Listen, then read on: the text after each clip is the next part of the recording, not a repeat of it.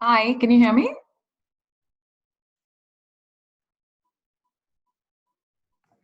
Hi, this is Sonia here. I can hear and see. Okay. Am I clear? I'm thinking of not using the headphones. Can you hear me? Yeah, Roshni, you're very clear. I will Okay. use my headphones. You're clear as well. Yeah. Yeah, Can see fantastic. you and hear you. Okay, great. Okay. How you been? Welcome, Roshni. Welcome, Sonia.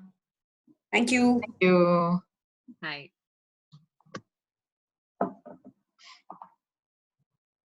I have a hard stop at 4. We will finish on time, right? Yeah, absolutely. We will. Yes, we will. Because the another session will start at 4. Oh, fantastic. Okay, great. Yeah.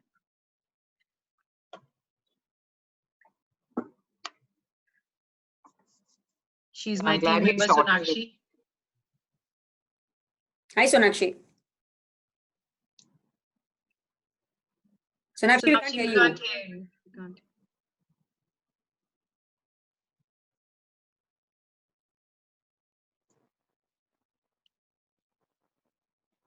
Are you also doing crazy, Sonia? Yes, today I'm in office, so actually it's less crazy. I know. I don't think people have stopped pinging you after work hours, right? There is no work hours. No work hours, yes, that's so true. And today it's been quite crazy. Yeah, but it's been very crazy. I mean, the sort of daily madness, and like I said, because we are in services, we are very, very over responsive in this time. I know, same with technology. I think we're in every aspect. You're always essential. Yes. So I think it's been like a big upswing for us, but more good that we've been able to contribute back, whether it's governance or healthcare, but it's been crazy. I mean, then the situation I can imagine. last. So where are you based out of, Sonia? You're out of Bombay? Mumbai, yeah. How have you come out into office today? We've been coming through the entire period, actually, except for April. You're allowed so we are, insurance comes under the essential service. Correct. Okay. So we have sparse manpower. We don't come every day. We have a roster system, but we keep our offices. Oh, nice. Okay.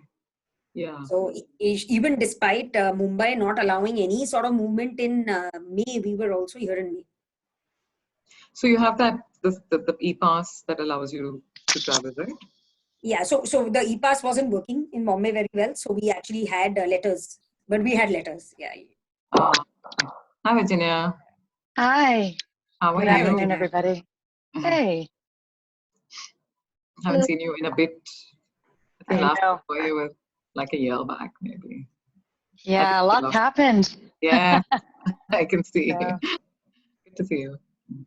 Likewise. I was complimenting the Exchange for Media team. I think this is the most amount of female interaction I've had in about 4 months. No, So, it's good, right? To see good or more bad, women. Like, no, it's always. Yeah, like meeting your girlfriends used to be a normal thing, and now it's like I haven't met women in a long time. Gosh, and it's going to be like this for a while. I envy Sonia. You're able to go into office. Yeah, actually, it's fun. So today is fun. We met so many people. I was like, wow, there are other people. There's human interaction. Yeah, I miss that. And I think for the next. Hey, Nikhil, this is like the story of your life. It's you and always the women, right? And you usually are the one that gets me together with other women.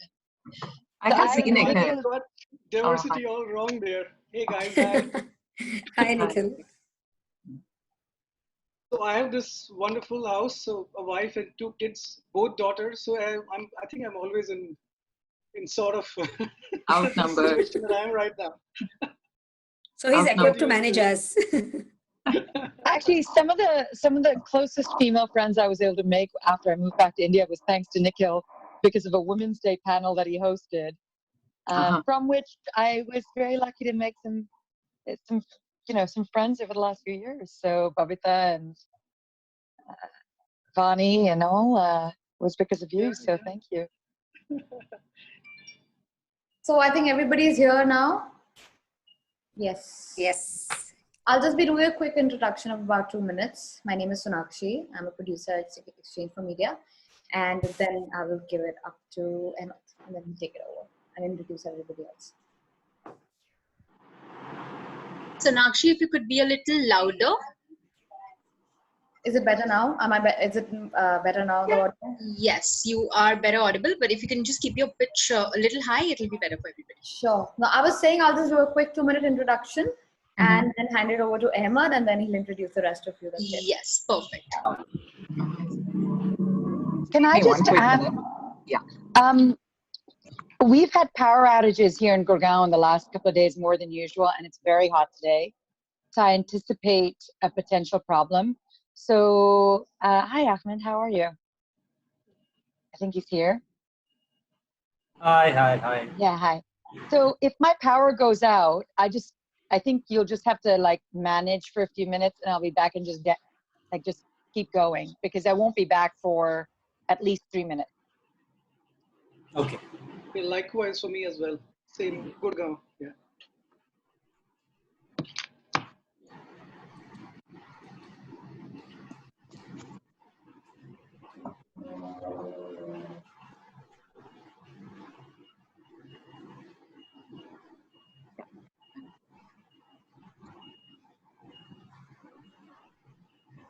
And I was just telling the team, and I think Priyanka also, I told Priyanka we'll finish at 4, right? Because we have another meeting at 4:15.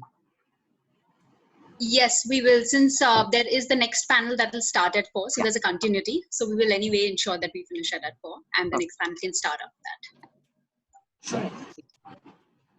Priyanka, if required, please give me a heads up with the questions on WhatsApp. Absolutely, I will. There's a quick time check for that. Sure. And we'll go live by 3 p.m. So we have another 5 minutes. And we'll be live on all the platforms of Exchange for Media, on our microsite, on Twitter, LinkedIn, Facebook. So we'll get a lot of viewers there as well. Nice. Yeah. So we'll pick up the questions from there also, like many of them who are watching us live on these platforms. So they'll be asking the questions. So I'll share it with you, Ahmed. So you can just pick like whichever you want to like address to the participant. Perfect. Sounds good. Great.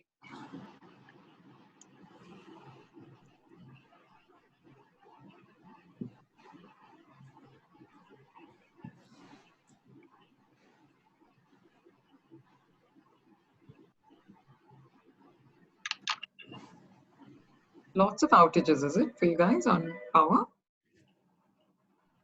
Yeah, several times a day. The hotter it gets, the more ACs are on. Guys, question for you. Do we leave our videos off and then come on one by one with introductions, or are we all on video from the get-go? I think it'll be great to come on with the introductions. That's what I think that'll be a good. Yeah. It might be a little difficult in terms of putting it off and on. So we could probably just, since all your names are mentioned on the screen and it's visible to the audience as well, I think while the introductions are happening, it's okay if you guys are there right on the screen.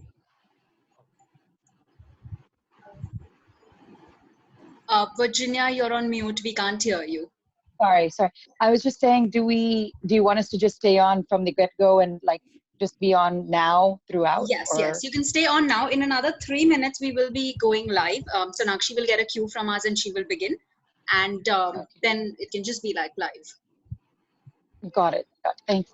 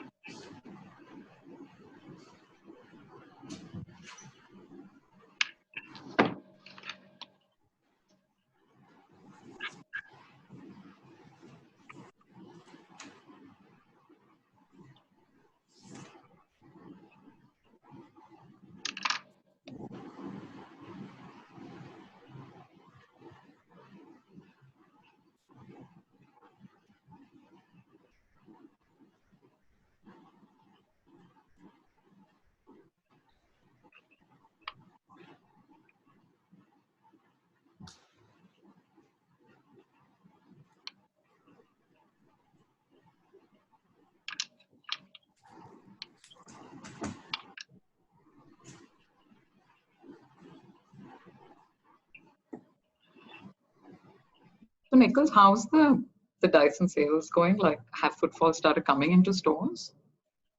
No, we haven't opened our stores yet. Still a wait and watch, but Okay. yeah, fairly strong online. Okay. You're fairly visible across all e-commerce platforms, or Yeah, that's right. Amazon, Flipkart, Myntra, etc. Okay. Yeah, it's really good products. Thanks.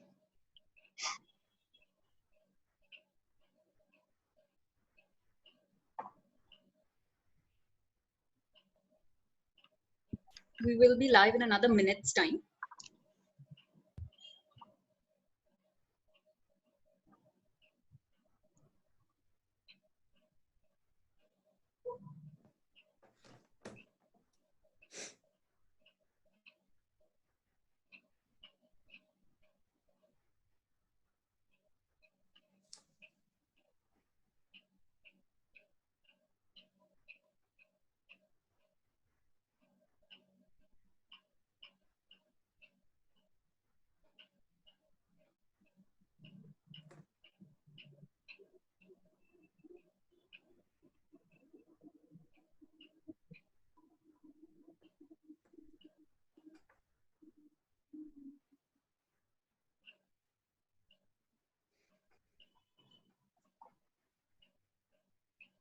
All right, everybody, welcome to MarTech Fridays. This is a part of the series called e4m MarTech League. It's a virtual forum to connect forward-thinking marketers and technology companies for a panel discussion on every Friday, discussing actionable tactics to solve marketing challenges, deploying the right MarTech to stay ahead and achieve business results in the ever-changing world of digital marketing. Today we have two panels. The first one is on the topic, communicating with today's always on consumer. Do stay tuned for the next panel too, that begins at 4 p.m. on the topic, technologies for enhanced customer engagement. Please don't forget to use the hashtag E4M webinar on Twitter, LinkedIn, Instagram, and Facebook. We are live on Facebook as well as our own microsites and other portals, other social media portals. I will now introduce Ahmed Aftab Naqvi. He is the CEO and co-founder of Bazook and also the session chair for today. He is one of the pioneers of digital marketing in an industry and the CEO and co-founder of one of India's leading digital first marketing companies, whose clientele includes the likes of Adele, Taj Hotels, Distillery, Tata Steel, Intermiles, amongst others. So now I give it over to you, Ahmed. Have a fantastic session, everybody. Great. Thank you so much, Sonakshi. Thank you, Exchange for Media, for holding this. And warm welcome to everyone present on this webinar. You know, since the onset of the COVID era, there's been such increased focus on business performance. And the joke that is going around on WhatsApp is that who's responsible for the digital transformation of your organization? Is it the CEO? Is it the CTO? Or is it COVID-19? And we all know what the answer is. And with that increased digital transformation, our marketing departments have been privy to it as well, right? We have all seen how digital marketing has taken this impetus to really drive ROI and connect with the digital on consumer at all times. In digital marketing, what's more important today in such times is MarTech, the blending of marketing and technology. You know, MarTech globally has been a $120 billion industry. In India, it's around $100 to $150 million, right? So this is growing, especially in the post-COVID era. We'll see a greater impetus on MarTech. Today, I have a very experienced panel with me to discuss this in detail and specifically discuss that how we can leverage this MarTech to connect, engage, and delight the always-on consumer, right? It's very important that we focus on that. We understand how this behavior has changed in the past 3 months. Some of the brands doing and what are the experts of our industry doing to really drive this change. Today, I would love to welcome on the panel with me today, Rosh, who's been championing the marketing for Intel. She has over 20 years of cross-functional marketing experience, and not just in India, but across Asia Pacific and even in Japan. And she champions both the B2C as well as the B2B aspect of marketing, and that gives a great, very depth to the discussion that we'll do today on both ends of the spectrum. So please welcome Roshni. Roshni, great to have you here. Thank you. Great to be here. Along with that, we have Virginia Sharma joining us. Over 20 years of experience at leadership positions at IBM, LinkedIn, and more recently, she's been championing the marketing at Jio Sawan. She's been awarded by Economic Times as a woman entrepreneur in 2018, the Impact Top 50 Women Marketing. And she's been pioneering a lot of industry first things when it comes to marketing. So please welcome Virginia to this panel. Virginia, great to have you here. And we just have Thank you. Lovely. We also have Nikhil Rastogi, who's been championing the marketing for Dyson. He has experience of over 20 years in marketing as well as digital transformation. Industry awards including CMO Asia, MVs, DMA Asia, amongst a lot more. In today's discussion, there have been multiple practices that he's contributed in his career that he'll be sharing with us. So welcome Nikhil to the panel. Thank you, Emmett. Glad to be here. And last but not the least, we have Sonia Notani, who's the founder member and CMO India First Life Insurance. She's a very passionate marketer across domains. And she's also been vested with the honor of 40 Under 40 by Fortune magazine, as well as Super 30 CMO honor by IAMAI. So we are lucky to have you on the panel today. And we would love to have a great discussion. Welcome to the panel. My pleasure. Thank you so much, Ahmed. Lovely. So I think we should kickstart firstly while we talk about MarTech in greater detail, possibly a bit later on in our discussion. There is this entire misnomer about the always on consumer. You know, who's this always on consumer? Is he very different from the consumer of the past? And has there anything which has changed in the past 3 months with this always on consumer? Right? How are they different? And I would love to get Roshni into this discussion. Roshni, what are your thoughts? Who is this always on consumer? I think that, yeah, since you bring up, an association with the past, we've long passed the consumer, who was satisfied with a passive broadcast. And as you say now, the consumer is more engaged, he's more always on, or she's more always on. I think the evolution, especially, is stark in the last 3-4 months, in the way that they're making choices about media platforms and in the way that they're consuming it. So more non-linear, more multi-media being consumed across platforms. So I think that this has forced a lot of companies, a lot of brands during this time to find a method to synchronize messages across different mediums. So I would say that's one part of it.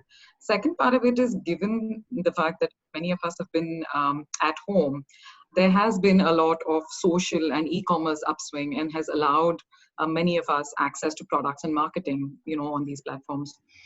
So to me, when I think about always on consumers, I think you can bucket them, but they're across a large spectrum, right? They're these largely social but opinion makers. They are information seekers, or they're just anxious bargain buyers. So I think given the fact that they're all at different spectrums, we've had to look at the personas and then marry it to data. And then the third piece that I would talk about is data, right? I think COVID has brought to us very starkly that certain areas have taken a huge upswing, at least from a category that Intel watches, online learning, is that we've had about 300% upswing, say, on online learning search, or we've had 52% increase on gaming based PCs.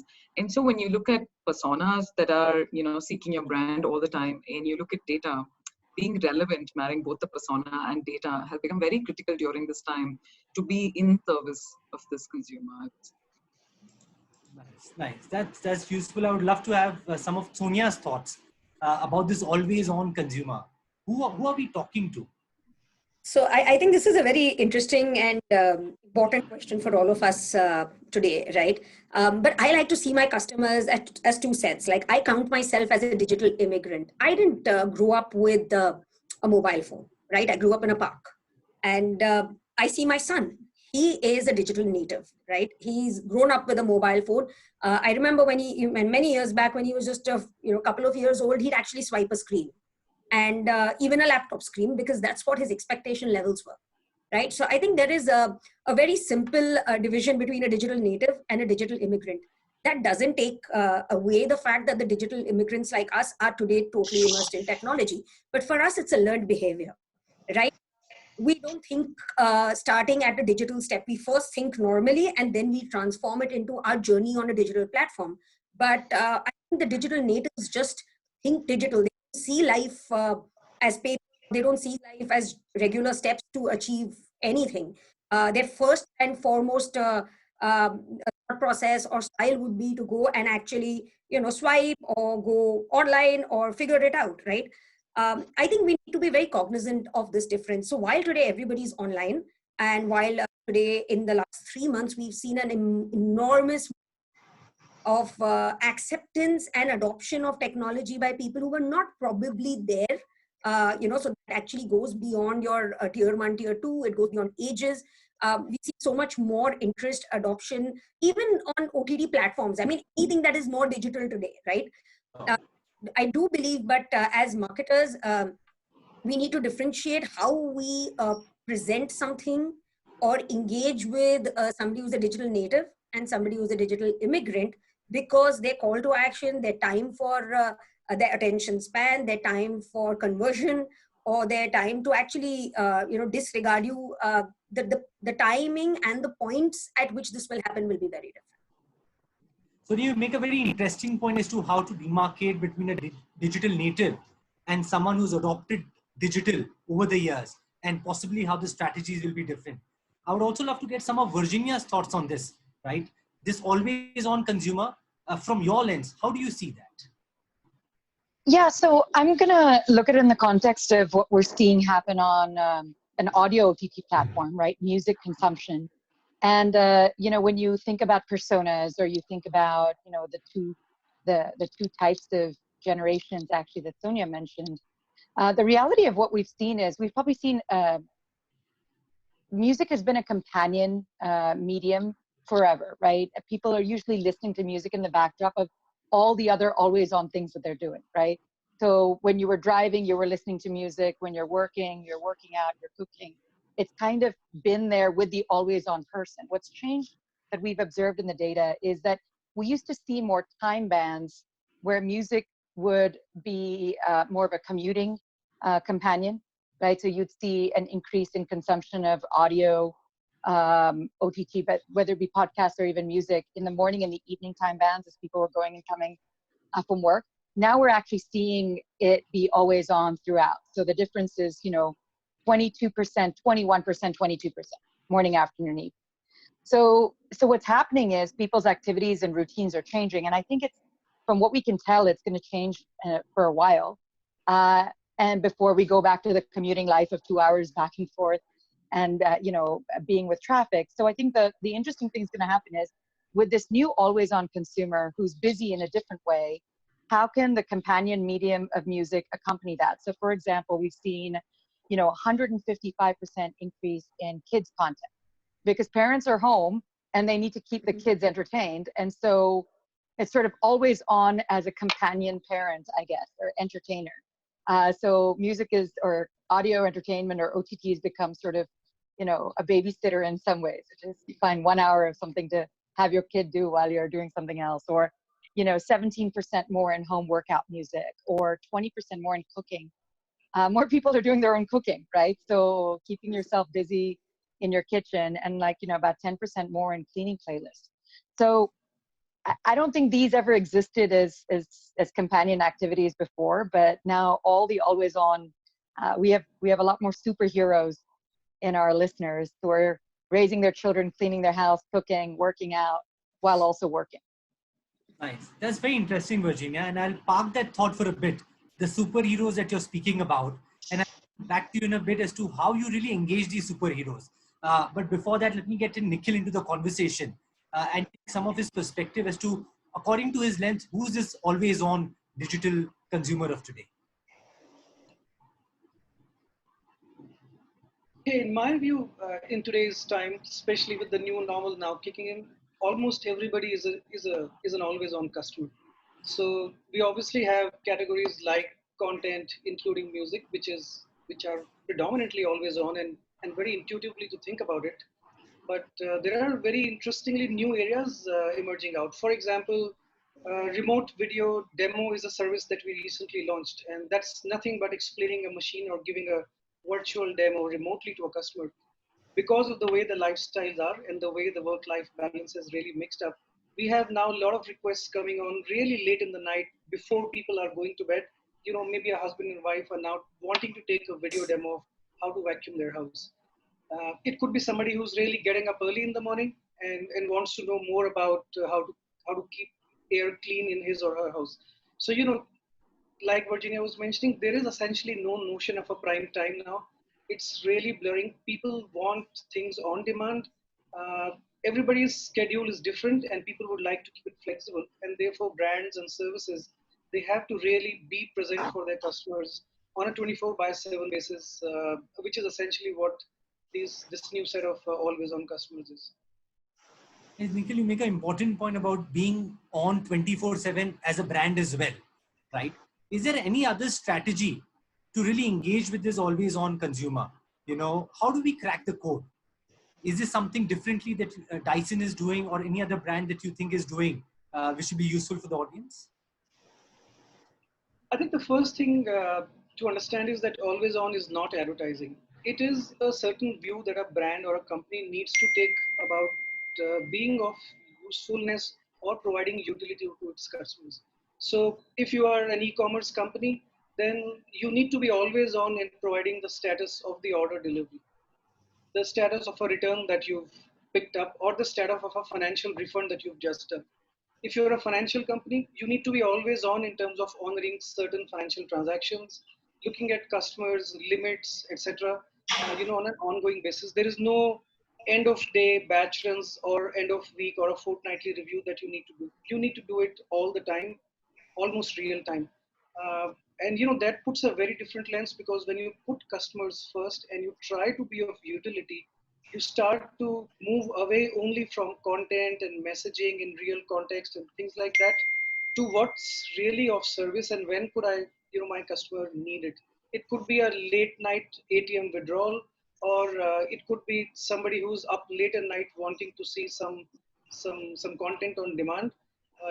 Companies, brands, and services need to be there all the time, anticipating what customers could potentially ask for. So there is a lot of role for data, as was pointed out earlier, in terms of building predictive models and anticipating demand and needs. But at the same time, there is so much change that is happening in the world right now that you practically need to be as close to real time as possible. Very recently, I saw this wonderful company in India who was actually looking at patients who, the moment they were they picked up a swipe at a hospital, they were increasing the limit on the credit card in a real time basis, and that's so useful, and that's so good. But it's also an example of always on approach for an always on customer. That's a very useful example, bringing that up. I would love to go back to Virginia. And Virginia, you were mentioning about the superheroes, the audiences of today. How does Savan really engage them? And has things changed in the COVID era in terms of your strategies to engage them? Yeah, I think editorial has actually been incredible in how it's kind of observed the patterns and the needs. So, for those of you who are millennials or Gen X, we've seen over a 500% increase in 90s music, 520%. So, I know that there was a whole period where party music and, those badshahs and this and that were like what all of us were listening to, especially in Delhi, I'll tell you, but actually at a time of crisis, people went back to like Kumar Sanu and, Udit Narayan and Lata Mangeshkar. Like we had 90% increase in Kumar Sanu streamings, 43% in Udit Narayan and 63% for Lata Mangeshkar. So it feels like you're smiling because all of you guys have actually gone to your favorite early 90s favorites, because people are looking for comfort, right? And then when you look at simple things, like we've created a playlist for 20-second songs of like to keep as a companion for hand washing, because kids get bored and they don't want to do it. And how many times are you going to say happy birthday? So like you just put it on. So that's very topical of creating a playlist for 20-second songs, right? Or, understanding stay-at-home playlists, whether it be cleaning playlists. Another thing editorial's done an amazing job is they've come up with all of us think that we actually choose the songs we listen to, but over 70% of us just listen to the editorial picks. And we just leave it on, right? And you let the radio or let it discover. Let's face it, like even though we think we're choosing, we're really not choosing. So the editors have come up with all-day streaming playlists, 6 hours of 100 songs where you just leave it on and it's running all day. Like a 6-hour playlist, like that's new as an offering. But then we've also seen that, people are also turning to devotional music, people are turning to soothing music, ghazals, etc. So, how do you actually make sure that we are continuing to support that? We are not seeing a growth in dance and EDM music. It's about a 21% decline, which makes sense, right? And that's also a message to brands about what kind of tonality they should be using at. When you used to do a product launch, you would have used like a high-paced, big sound, high energy song for a video, right? To like have the product show up, that's the hero. But people are getting jarred by some of this stuff. So maybe you need to adopt a little bit of a more soothing tone, and maybe also allow yourself to go a little nostalgic, right? And maybe nostalgia is not a bad thing right now. People are turning to things that are familiar and brands that they are familiar with and give them comfort. So that's how we're reacting to what we're seeing on the platform. Very interesting, Virginia. One thing that I really stood out for me is that how people are craving for the familiar in the unfamiliar world, right? And if content and other activities could be done around that to bring in, whether through nostalgia, whether through things that they're already comfortable with, rather than introducing new things, that is what people would resonate with. Well, yeah, just to point on that, brands that have been investing in branding for many years, like many of the brands that are on the panel, right? They benefit because they're in that frame of mind of brands that I know and I remember, versus something new at a time that I'm feeling uncertain about a lot of things. So, a lot of people say, why should you do branding? You should do branding for times like this in anticipation. And this is not the first or last time this will happen. So I think we've come off the back of many years of being addicted to performance marketing, but it's the brands that have really invested in their brand in the last few years that are benefiting right now. very useful. I would love to also get Sonia into this. Sonia, what are some of the things that you and India First are doing to engage with this always on consumer? So I've been listening to what Nikhil and Virginia both said, and both resonate so much with us. So we're an insurance brand. I mean, imagine at this time, like everything about life is uncertain right now, right? Now, one of the things that we did as a brand is we actually always adopted our brand communication to include life is full of certainties. So we don't play on fear, we want to play on certainties like this. It's more often than not that the certain will happen. Right. And we've actually stuck by our mantra and gone online with that. And one of the things that we did is we actually launched initiatives like something that we called Ghar Baithe Insurance for the digital immigrants, right? People who actually have now just come online and they need to get comfortable. We always had online marketing and online sales for people who were, natives and anyway interacted online and did your checking and comparison. But one thing that did happen during this phase is we saw an increase, a massive increase in the percentage of people who are actually choosing to protect themselves and their loved ones, right? So just to give you numbers, like typically our term insurance in the first 2 months of the financial year is about 2-3%, right? I mean, it's not the time of the year that people actually go and look for life cover. But this time it was 40% of our portfolio. So tells you that, and all of this was digital, whether directly online or digital channels, but it was digital. So that told you where people came from right now. I think the other very important thing is resonating with what Nikhil said is you can't just be selling, right? We did a lot of proactive communications around service, around volatility in markets, on how do you secure yourself from other downsides, right? It's not only about life, death, and COVID. We spoke about grace periods, we spoke about claims management, we did a lot of relaxing outreach to customers, and then we had to be always on too, right? If we had a claim, we settled it, and we settled it in less than 24 hours, and not because we were making a marketing claim out of it, but because that's what we had to do for our customers at a time like this. it's been a very interesting last 3 months. There has been more interest from digital natives, and we've actually managed to put up digitized processing and engagement online for the digital immigrants who, and of those who actually were not so much online, even they've started engaging with us online. Wow, that's very interesting. Great. I would also love some of Roshni's thoughts. You know, there are two spaces. One is online education, one is gaming, and Intel fits in very well for this always-on audience to engage with them. What has Intel done differently? Yeah, I was just kind of triangulating what Nikhil said and Virginia said, and now Sonia. I find like there are two pieces to it, right? I do agree with Nikhil that brands have to be now in service of the customer, and it's more important now that we demonstrate our lean in through acts, not ads. And so your acts are going to be about empathy and transparency, and that builds back a lot of equity back to the brand, simply because most people want to know what brands and companies are doing, to lean in to combat, this uncertain situation. So I think what we've had to deal with is, I'll take an example of what Sonia was talking about on digital natives and digital immigrants, but connected back to online education, right? I mean, if you look at the millennials, they are digital natives. Getting them back on online education or getting them to learn online is less of a challenge than if you look at parents and teachers who are new educators, and now living rooms have become the new classrooms, right? And your dining tables have become the new desks. So I find that it has taken a lot for all of them to figure out that you have to play new roles. So what we've done is, through all the intent signals that were coming in, we were hearing that parents and educators need some help to navigate through this uncertainty. So while Virginia talked about comfort, we were looking at how to alleviate uncertainty during this time of a whole new way to learn.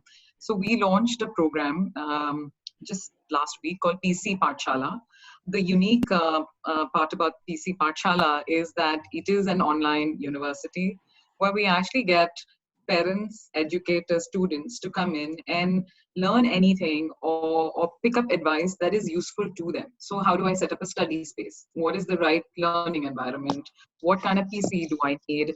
How do I even set up a Zoom call, right? How do I have my child not have so much screen time? What do I do with security? So I think we have tried our best to be in service of the consumer. We hope that over 90 days, we're able to continue to provide this content. We've done this in partnership with the Times Group, as well as what's unique is we have a lot of ESPs, OEMs, and retailers creating a lot of special bundles for the audience that's going to come in. So let's see how it pans out. So this is one of the initiatives that's, I would say, in service of the consumer. And over time, attribution will come back to the brand for having been there, helping them navigate through this uncertainty. Very nice initiative there, Roshni. At this moment, I'll just take a step back because Sonia mentioned something about digital natives around loyalty, around their attention spans in the first question. And I would love to get back to it, right? And, sometimes there are a lot of myths around the digital native versus the people who have adapted to digital. And how their loyalties are different, how their attention spans are different, how the people who are called screenagers today have different behavior than others. So when it comes to loyalty, when it comes to attention span, Sonia, do you think there's a huge difference between different audiences, or these are just myths? No, there is definitely an overall reducing attention span. Okay, I don't think it is only because they're millennials or they're, the digital natives. I think everybody has a lower attention span. How many people are sitting and actually reading thick books today? It's something that's not coming very naturally, right? Having said which, they're also a smarter audience, right? And there are ways to actually engage them. So if the brand actually makes an effort and gets to be part of their journey. So we did this very interesting, thing with IRCTC a while back, where we actually became part of the CAPTCHA question, right? So instead of asking people to put some jumbled words, we actually get something about our company. And then we said, we asked a question and said, if you answer that about my company, you move ahead. And we got the most engagement ever, right? Everybody will need to do it. Instead of writing gibberish over there, you actually and we actually got very good feedback on this because people were highly amused. We didn't ask boring questions, and our questions were like half a line, right? So that's what you need to do with digital natives, right? You can't be, intrusive to their lives. You can't stop them. They are used to doing things quickly, and that also goes for immigrants. And having said which, yes, I mean, if you see the attention spans, I would say it's slightly shorter for the natives. Having said which, it's shorter for everyone. And we all need to be really quick. All our videos have to be the first 5 seconds or the first 30 seconds at best. And we have to hit home with that. Nice. Great. I would also love to get Virginia on this topic of the digital first audience having fickle loyalty and attention spans. Have you experienced that when it comes to Geo, Sawan? I mean, I think, I'll talk about it in the context of, the advertising experiences that work and don't work, right? So I come from a very high involvement platform like a LinkedIn, where actually there were people that for explainer videos would stay on for 3.5 minutes. We have an audience here who's going to listen to a webinar for 40 minutes. Audio spots are 15 seconds, right? But audio spots have always been 15 seconds. Whether they be back when it was radio. The difference with the digital medium is you have to always do companion banners and integrations as they go through the app. So what we do is, for example, our native solution is 15 seconds of audio, and for the next 15 minutes, they'll actually see that same brand while they're in the app. And because we figured out that because their attention spans are small, instead of trying to do a 30-second ad or a 1-minute ad, you just have to increase your frequency and variety of how you're exposing your ad units. So they hear it, they see it at the top, they pick a song, they see it again at the top of the playlist, then they see it, and it's only after, and we know that the frequency is 6, right? I mean, that's the magic number, which is in 15 minutes, that's about how long it takes for someone to be like, oh, dice it, And so it's just what it is. So the challenge with these things of us being able to shrink down ads, it used to be you now use 6-second ads and whatever. 6 seconds is not enough to drive brand recall. So what else can you do with that 6 seconds, 15 seconds that actually builds it into, it's heuristics, right? You're now starting to play with mind games to say, I remember sort of hearing and seeing. So it's both senses, right? I'm seeing and I'm hearing about a brand. Someone said the word and there's a visual, right? And now we're going to be adding video as well. And you just have to kind of give them bits and pieces, right? It reminds me a little bit of when I used to have dal chawal when I was a kid, and I was like, this is too much. My mom would make them into small balls, right? Like 6 or 8 balls, and be like, okay, 2 more. And then my meal went faster, and then I'm done. That's kind of what needs to happen with shorter attention spans, but an openness to seeing more frequency. I think this example of dal chawal will be etched in our minds. Everybody's had that happen. So, and we'll remember, the marketers will remember it for their strategies. Another thing that I picked up when you spoke about frequency and variety, and sometimes is also adding different chutneys and achar with that dal chawal, to keep on engaging with this audience, if I may add to that, right? So very well put, Virginia. I would love to get Nikhil into this discussion. What are the creative and intelligent ways in which we can use marketing technology to really engage and delight this always-on consumer? And not just for the first time, but also re-engagement. How can we continue doing that? Hey, so that's a big question, and let me try and break it into 2 components. I think how to use MarTech in terms of engaging with customers is essentially a combination of how much relevance can you create for your content and service, how much personalization are you able to deliver, how real time can you be, how targeted you are, etc., etc. So that's a really vast topic, but these are some of the key building blocks.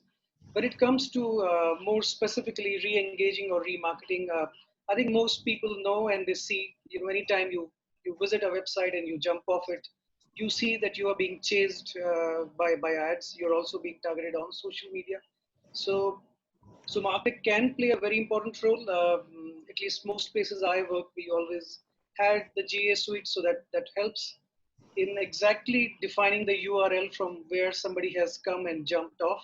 I think what's really important is how do you add context to your remarketing, and it does not become dumb or does not become somebody who's really literally running after you with something. And how does it stop once you've actually chosen not to respond to it or you actually bought something? You often get chased for products and brands that you have purchased, but hey, the company who is sending the remarketing mailers never know it. So they'll keep bombarding you, and that becomes irritating after a while. And the entire concept of ad blocking and things like that kick in.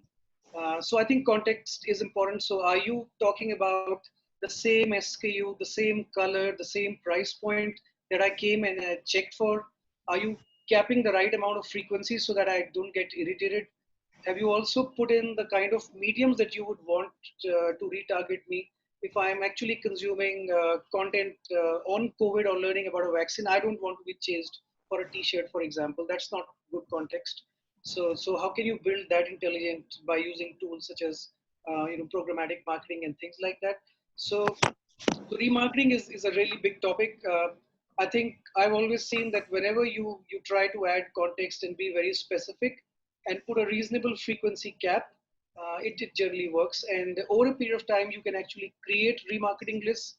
You can seed it or almost nurture it like a funnel, which some people call as nurturing a funnel over a period of time. So don't just forget somebody after a week or 7 days because your campaign ran out. But what about the next 30 days, or what about next time you got something really good? So maybe you could not entice somebody the first time, but this time you feel it's relevant. The customer has probably come during this time again through one of your channels. Can you build in that intelligence? Can you add that layer to the remarketing message at that time so that it becomes more relevant? I think these are some of the things that help re-engaging better than standard remarketing techniques, I would say. Nikhil, definitely context stands out, and I think that's an important takeaway for everyone. As they say that content is king, but context is the kingmaker. And without the kingmaker, your content may not be useful. Some call it queen, but I won't say it on this panel. Yeah. Great. Lovely. I would also love some Sonia's thoughts on this, right? What are the creative ways in which MarTech can be leveraged to delight these audiences? No, so you're absolutely right. What you said about the context and the content. I think you have to be innovative, and today we do have so much access to technology. Like I'll give you a couple of examples of things we've done. So we used an innovative technique on one of these discovery platforms, right, where we actually actually push the customer without saying so to interact with us on voice by saying our brand name, and it really well. Okay. And the person never felt that it was intrusive, right? And this is only possible because of MarTech today, right? We also did one very interesting rich media ad where we allowed the consumer to come onto our banner and engage with our newly launched chatbot through the banner. Right. So these are small ways of, engaging them and re-engaging them. And these are people anyway coming, right? And they're following you. They're actually coming onto your website. So, taking from what Nikhil said, it's obvious. If I today just start following my customer and remarketing blindly without context, and, the person is moved and my category is a little sensitive. I don't know why they were searching for me. Are they scared? Is there some fear psychosis that has led to it? Or they're genuinely looking as proactive financial planners? And that is rare. So it may be more in the COVID times where people are just waking up to the idea, not necessarily feared, very, very scared, but they're waking up to the idea. But as a category, I need to remind a little more subtly and in a little more easygoing and comfortable manner, which does not threaten people. So I also need to invite engagement rather than thrust it.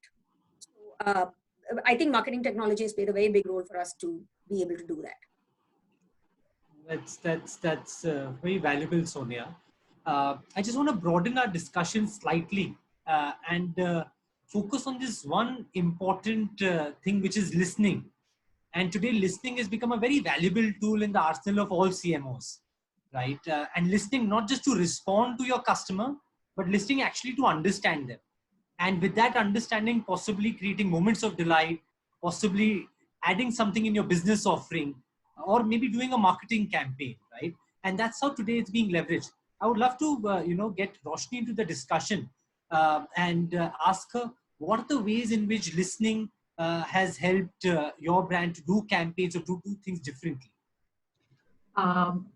Yes, I think you're right. I think listening has become a very important tool across most brands and marketers. And yeah, we do use our own sets of tools. I'm sure a lot of you are also using tools like TalkWalker to make sure that you're listening on an ongoing fashion. But yeah, I would step back and say that eventually, listening tools or technology, they're just tools. They're not a strategy, right? So I think once you look at what your consumer is saying, then you tailor make a solution as Sonia was talking about. So what we've done is through our ongoing engagement with say the game audience, because you brought it up a while ago, and then we also talked about superheroes, right? We've been looking at doing something more interesting given the fact that they're all at home. Again, one is that we have a fairly strong fan following because we've got like a slew of amazing gaming based PCs. And secondly, during this time, as I said, gaming hours went up significantly, but we had to engage them. Again, we're conscious of the fact that screen time becomes a problem. Not many parents want people to have random, PUBG playing. So what we did was we created this whole piece called Gamer in the House, and we used different kind of stacks pretty nicely. So we used the Google stack. Of course, we picked 4 influencers. We brought them to the same platform. They all streamed live on their YouTube channels, brought in their own followers. And because it was Gamer in the House, it was a 6-hour marathon. So people could come in, engage with the influencers and step out. And during the 6 hours, seriously, it started at 5:30. People were on 8:30. We had some 350,000 collective views over the 6 hours. And, budding gamers came and asked for tips and tricks. How can I be a good gamer? What are some of the things that you do to be a good gamer? So what we were able to do is kept it interactive. And then what's interesting also is that you were allowed to engage through your Instagram profile. So, we made sure that they already have profiles. They already have, a place where they want to kind of show what they're engaged with their favorite influencer. So each time they'd answer something in a quirky manner, we would send out goodies. So I felt like we used different platforms quite interestingly, streaming platforms. Of course, we had to get, the backend infrastructure right, plus a more front-facing platform like Instagram. And we were able to marry a being at home concept pretty nicely. So I think we did that more for the end consumers. But I think to pick up from where Nikhil was talking about, right? You're right. I think personalized marketing has to be valuable if you're chasing the customer, or at least providing the customer messaging that they want. So he's right. We have a huge number of stacks, whether it's Google Advertising Cloud to Oracle DB on Eloqua to Salesforce. The many tools where you can create a spectrum. But I think for Intel, what we do is we have a custom suite which picks all these data patterns, and then you have a live dashboard, a self-serve dashboard, to see whether you're targeting, say, enterprise that actually wants to look at AI, because health monitoring is becoming very important, and therefore contactless solutions are more important. And is that what they want to would find valuable at this point in time? Or is somebody looking at a cloud deployment because you want your information to be safe during the times of COVID, and you want business continuity? So we've got self-serve dashboards that pull all of these tech tools together. So we're remarketing and sequencing content for our B2B audiences also. So it's been interesting the last 3 months where we've been able to talk to a spectrum of audiences and make use of tech tools. Nice, Roshan. That's very interesting how different platforms are being married together to come up with a cohesive solution. And that's actually also the beauty of MarTech, right? Sometimes you look at them in silos, but the true beauty comes in when you integrate different platforms and they talk to each other to really drive value. Great, very valuable on that front. I would love to get Virginia into this discussion because, listening and insights are important, but at times listening insights also give to focus on certain key areas of a business, right? And we've been hearing a lot about how there's an increase of podcast since the COVID has come in. How possibly this may be the year of actually podcasts becoming mainstream, right? And I would love some of Virginia's thoughts. Is that real? Is that for real? Do we think that podcast is going to become the next big thing in India? You know, the funny thing is podcasts are pretty mainstream for, you know, our tier one types as well as, you know, in other markets. We've seen an 18% increase in overall podcast streams, but I think a couple of interesting observations about the Indian consumer, right? If you look at the categories in which we've seen the largest increase, there's a 245% increase in news podcasts. Now you must be wondering, like, you've seen a lot of like people saying, okay, you know, obviously with Corona going on, everybody's watching, you know, the news, but maybe they're not watching the news, they're listening to the news. And I think a lot of what we found is people want the news. They want to know what's going on because they want to feel informed. That actually gives them comfort. But there's something that is quite jarring about the visuals on TV.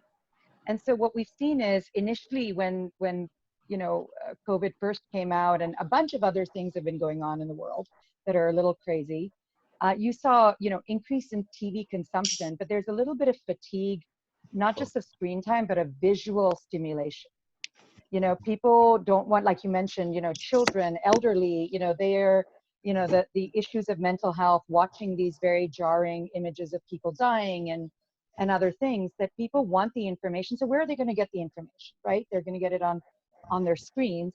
And so a quick, you know, if I look at our daily coronavirus update, you know, all about Corona, that's basically seen a lot of growth because it's very bite-sized and it's just what you need to know about coronavirus for 5 minutes. There's no back and forth yelling, screaming. There's no visuals of people dying. It's just in Hindi, the news, or in whatever. So that's the one observation, is people are consuming news as podcasts. The second is we're actually seeing a lot of history and, you know, history and other categories like history, society, children, as I mentioned earlier, and, you know, film and TV. So what people are trying to figure out is how do I create, you know, opportunities to learn and engage potentially my family members, my kids, without necessarily them being stuck on a screen. So, you know, how do I actually tell them stories, etc. I think Roshni gave a great example of parents needing to learn how to become educators.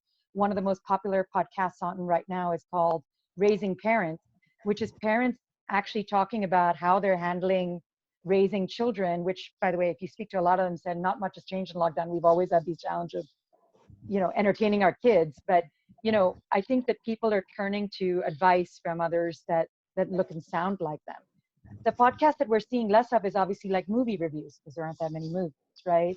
Like the filmy stuff and things like that. So, you know, podcasts are definitely a place to listen, but I just want to also mention that listening is, at this point, not just about what we can see in the data and what that is. I would actually argue, we call, you know, probably a few hundred customers every week in brand solutions. And we actually had a brand last week, marketer last week, or an agency, that actually thanked us for calling them, because nobody's called them since the shutdown because they have no budgets. And so a few weeks ago, when we started seeing this pattern of everybody will call you when you have budgets and you're doing IPL and you're doing this and that, suddenly nobody's calling you when you have no advertising out. And, you know, here we are, we're the advertising team, and we're calling people to check in on them because, you know, we're just calling. And so we came up with something called the starter pack for June, where we're actually giving away $1,000 of free advertising to any advertiser. And because we heard the audiences talk about, you know, they don't have money right now, but that they need to let people know that they're back online. You know, there's some small restaurants and stuff that people don't know that they're not closed anymore. So we said, okay, you know what? What's 7 days, $1,000, you know, 35,000 spots, do it, right? And that's just a decision we made from listening to our customers by calling them, because people stopped calling them. So I would say sometimes being a little old-fashioned in terms of listening means not only just getting all excited about trends and dashboards and social listening, but maybe just calling people. It actually works. So nice. No, I really picked that up, and I think two things is, one is the $1,000 ad credit that a lot of marketers will be listening to right now, and the second one is podcasts, right? Because if that's not a part of your content strategy for your brand in today's times, possibly you have to relook it a bit if it fits in.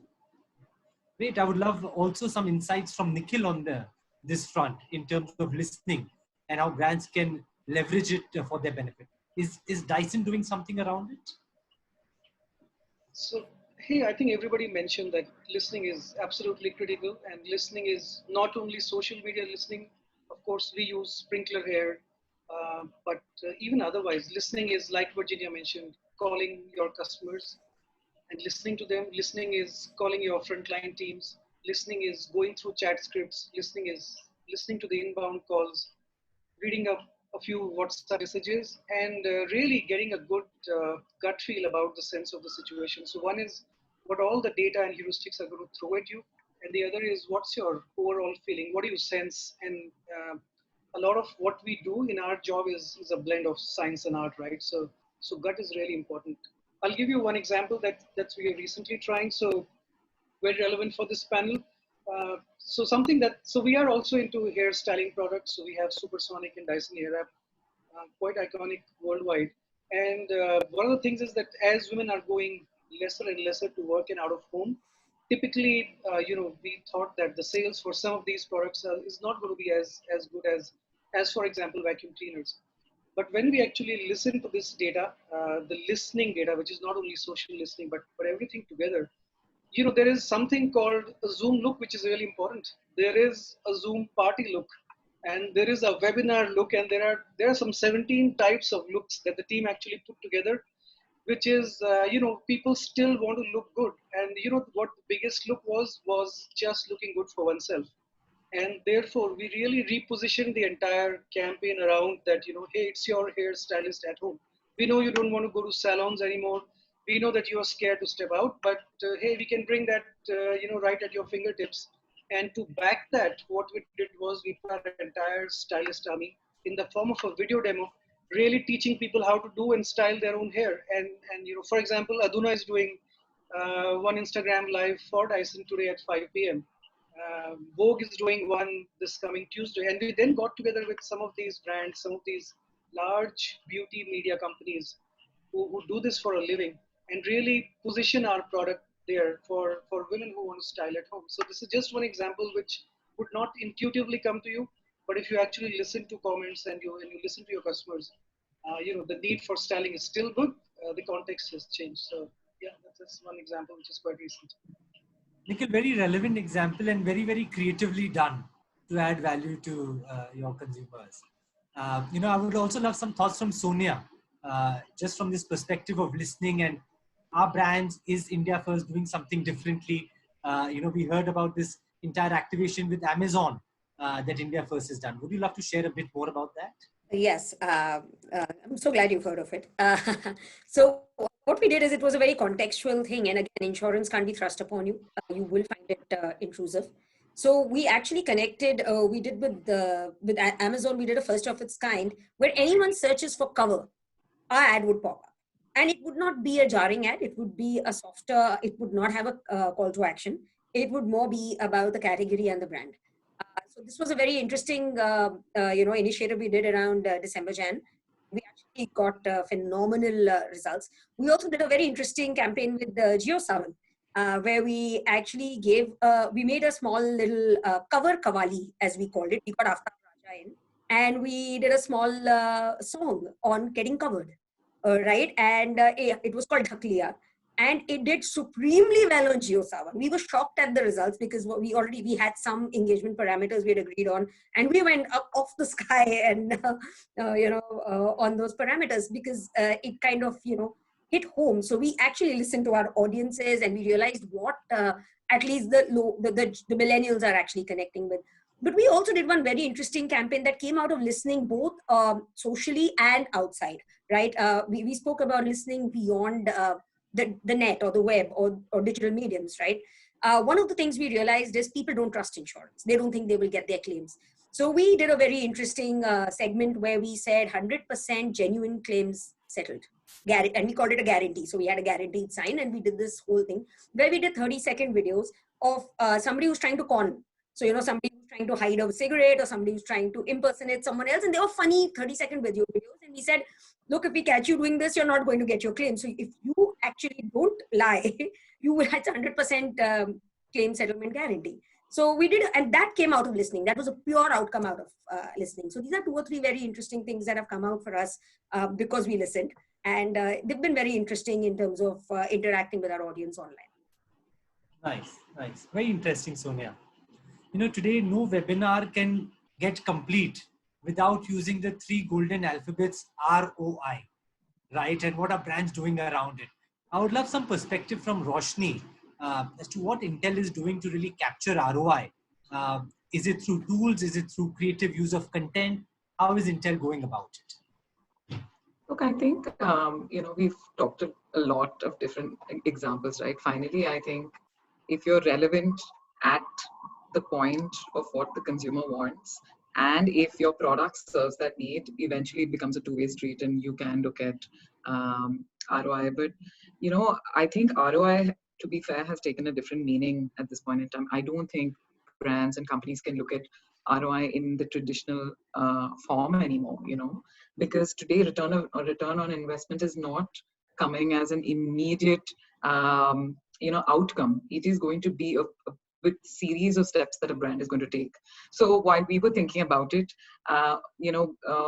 we did this new mantra literally called ABCDE of marketing today to derive ROI. So one is awareness, like I said, right? I mean, how do you want to rethink your awareness? Do you want to give more than get? You want to be top of mind, but the joy has to be in giving. So eventually there's going to be ROI because you were there during the time the consumer wanted or needed you. I think budgets have become like a very central focus on brands. But if not having contextual messaging is not relevant at that point in time, maybe you want to look at budgets to relook at your databases, clean up, go out and talk to the customers a little more, like Virginia said. So the way you look at your budgets for ROI has become different.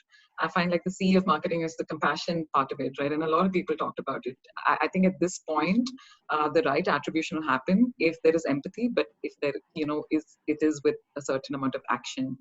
And then, a lot of data has to be seen differently now, right? Is the data being used to sequence the right messaging anymore? Is it contextual? So I feel like we've had to look at the ROI very differently across, the marketing stack. And you're right. I think a lot of it has come together to see how we're, preparing to listen to our customers, to our consumers, to our ecosystem, because Intel is about talking to a varied number of audiences, right? From end users to OEMs, to CSPs, to ISVs, to, and different audiences as well. So having taken time to be in touch with them and re-looking at the marketing stack has evolved to look at ROI slightly more long-term, I would say, and then point-in-time actions that we talked about through the conversation. So maybe not a straight answer, but I do think ROI has to be defined slightly more differently and less commercially during this time. Fair enough. Roshni, any other advice that you would have for brands and marketers to win in this new world?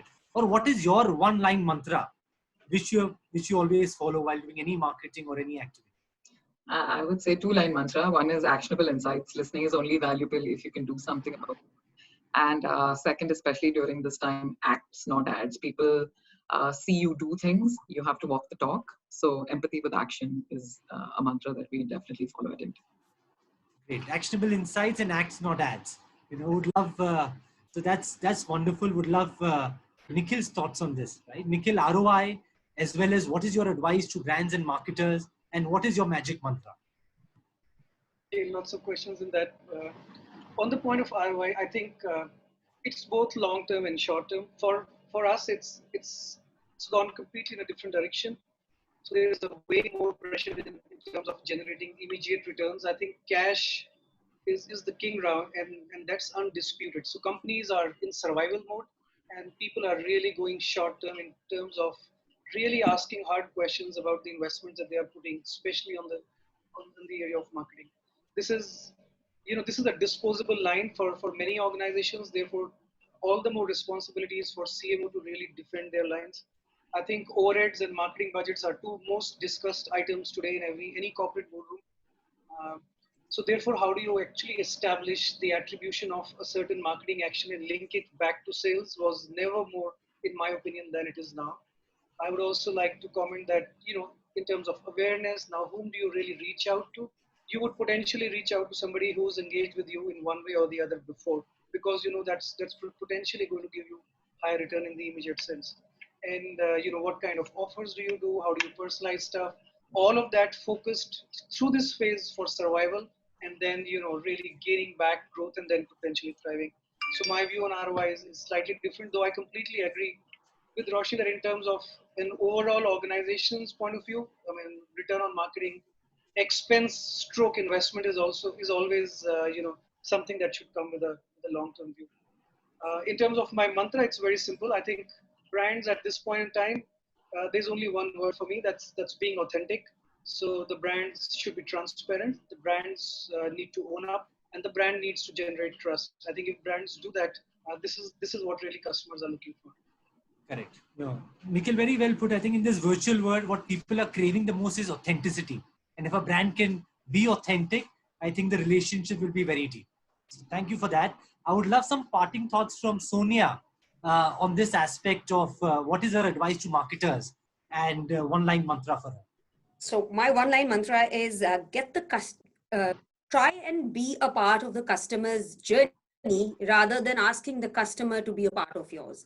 And if you manage to do that, you've anyway won the customer. Great. I think there's very well put, very short, very actionable, and keeping customer at the center of it. Yeah. What are some thoughts from Virginia on what is your mantra and what is your advice to brands and marketers which are joining us today on this webinar? Yeah, actually, my mantra has been the same for about 10 years, which is marketing needs to be a service, not an interruption. And so exactly what the others have said, which is compassion, action, in terms of being part of their journey. And right now, what we want to do is, the service that we want to provide is comfort and also lower people's risk, because that's what we're seeing as that. I think you have to figure out for your brand, what is that service that you can deliver at this particular point, because people will not forget what you do, good or bad or nothing at this time. Everybody, whether it be your future employer or a future customer, will say, where were you in these times and what did you do? And I think this is a very career defining and also sort of life cycle defining thing for brands on what they do right now. Very nicely put, Virginia. Very important moment for us, for professionals, for brands. And today, I think collectively we learned a lot of things. Obviously, we learned the dal chawal example. But we also learned the power of authenticity, the power of frequency and variety, right? And how to keep customer at the center of everything that we're doing. We also learned about acts, not ads, and driving actionable insights. And I think all of us are richer with the experiences that all of you have shared. So thank you so much for this. We have a lot of questions coming in. And due to paucity of time, we'll be addressing these questions on social media. So please, on the Exchange for Media LinkedIn post, all of you, if you can put in your questions, and then the expert panel will do its best to answer it back over there for all of you. So thank you, everyone. Thank you so much for joining us. Thank you, Exchange for Media, for inviting all of us to enrich the audience. Thank you. Thank you so much. Thank you, Emma, for being a lovely panel moderator. Thank you. Thank you. Thank you. Thanks. Good evening. Great job. Thank you. Thank you.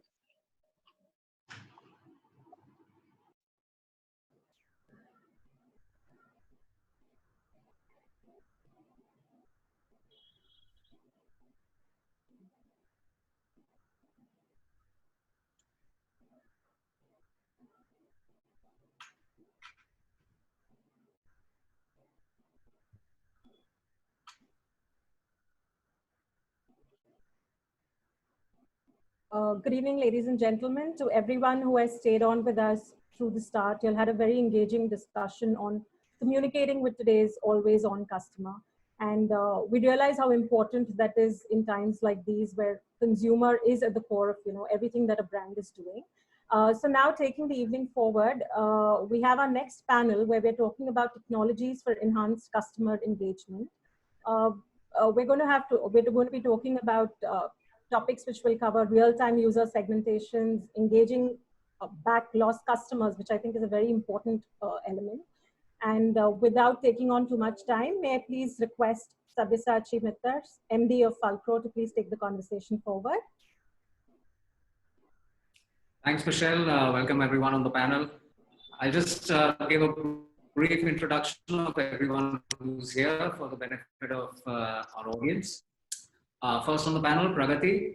Pragati Basu is heading marketing initiatives at Talkwalker across India and parts of Europe. She's an inbound marketing professional with 8 years of experience under her belt, having worked at Google, Rocket Internet, and startups both in India and Europe. A digital native is what she claims, and is every part of that. She's always looking out for new ways to generate leads and create magic moments for customers. Welcome on the panel, Pragati. Thank you so much for the introduction, Sandhya. Happy to be here. Next on the panel is Malay.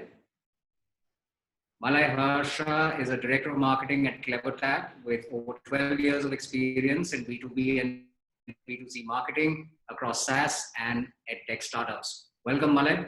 Look forward to some interesting insights. Yeah, I mean, we're really excited about what CleverTap brings to this topic, and hope to hear a lot of your perspectives on that. Happy to be Next here. up, Umesh Krishna is Director of Brand Marketing at Swiggy, handling marketing insights, media, and brand management functions at Swiggy.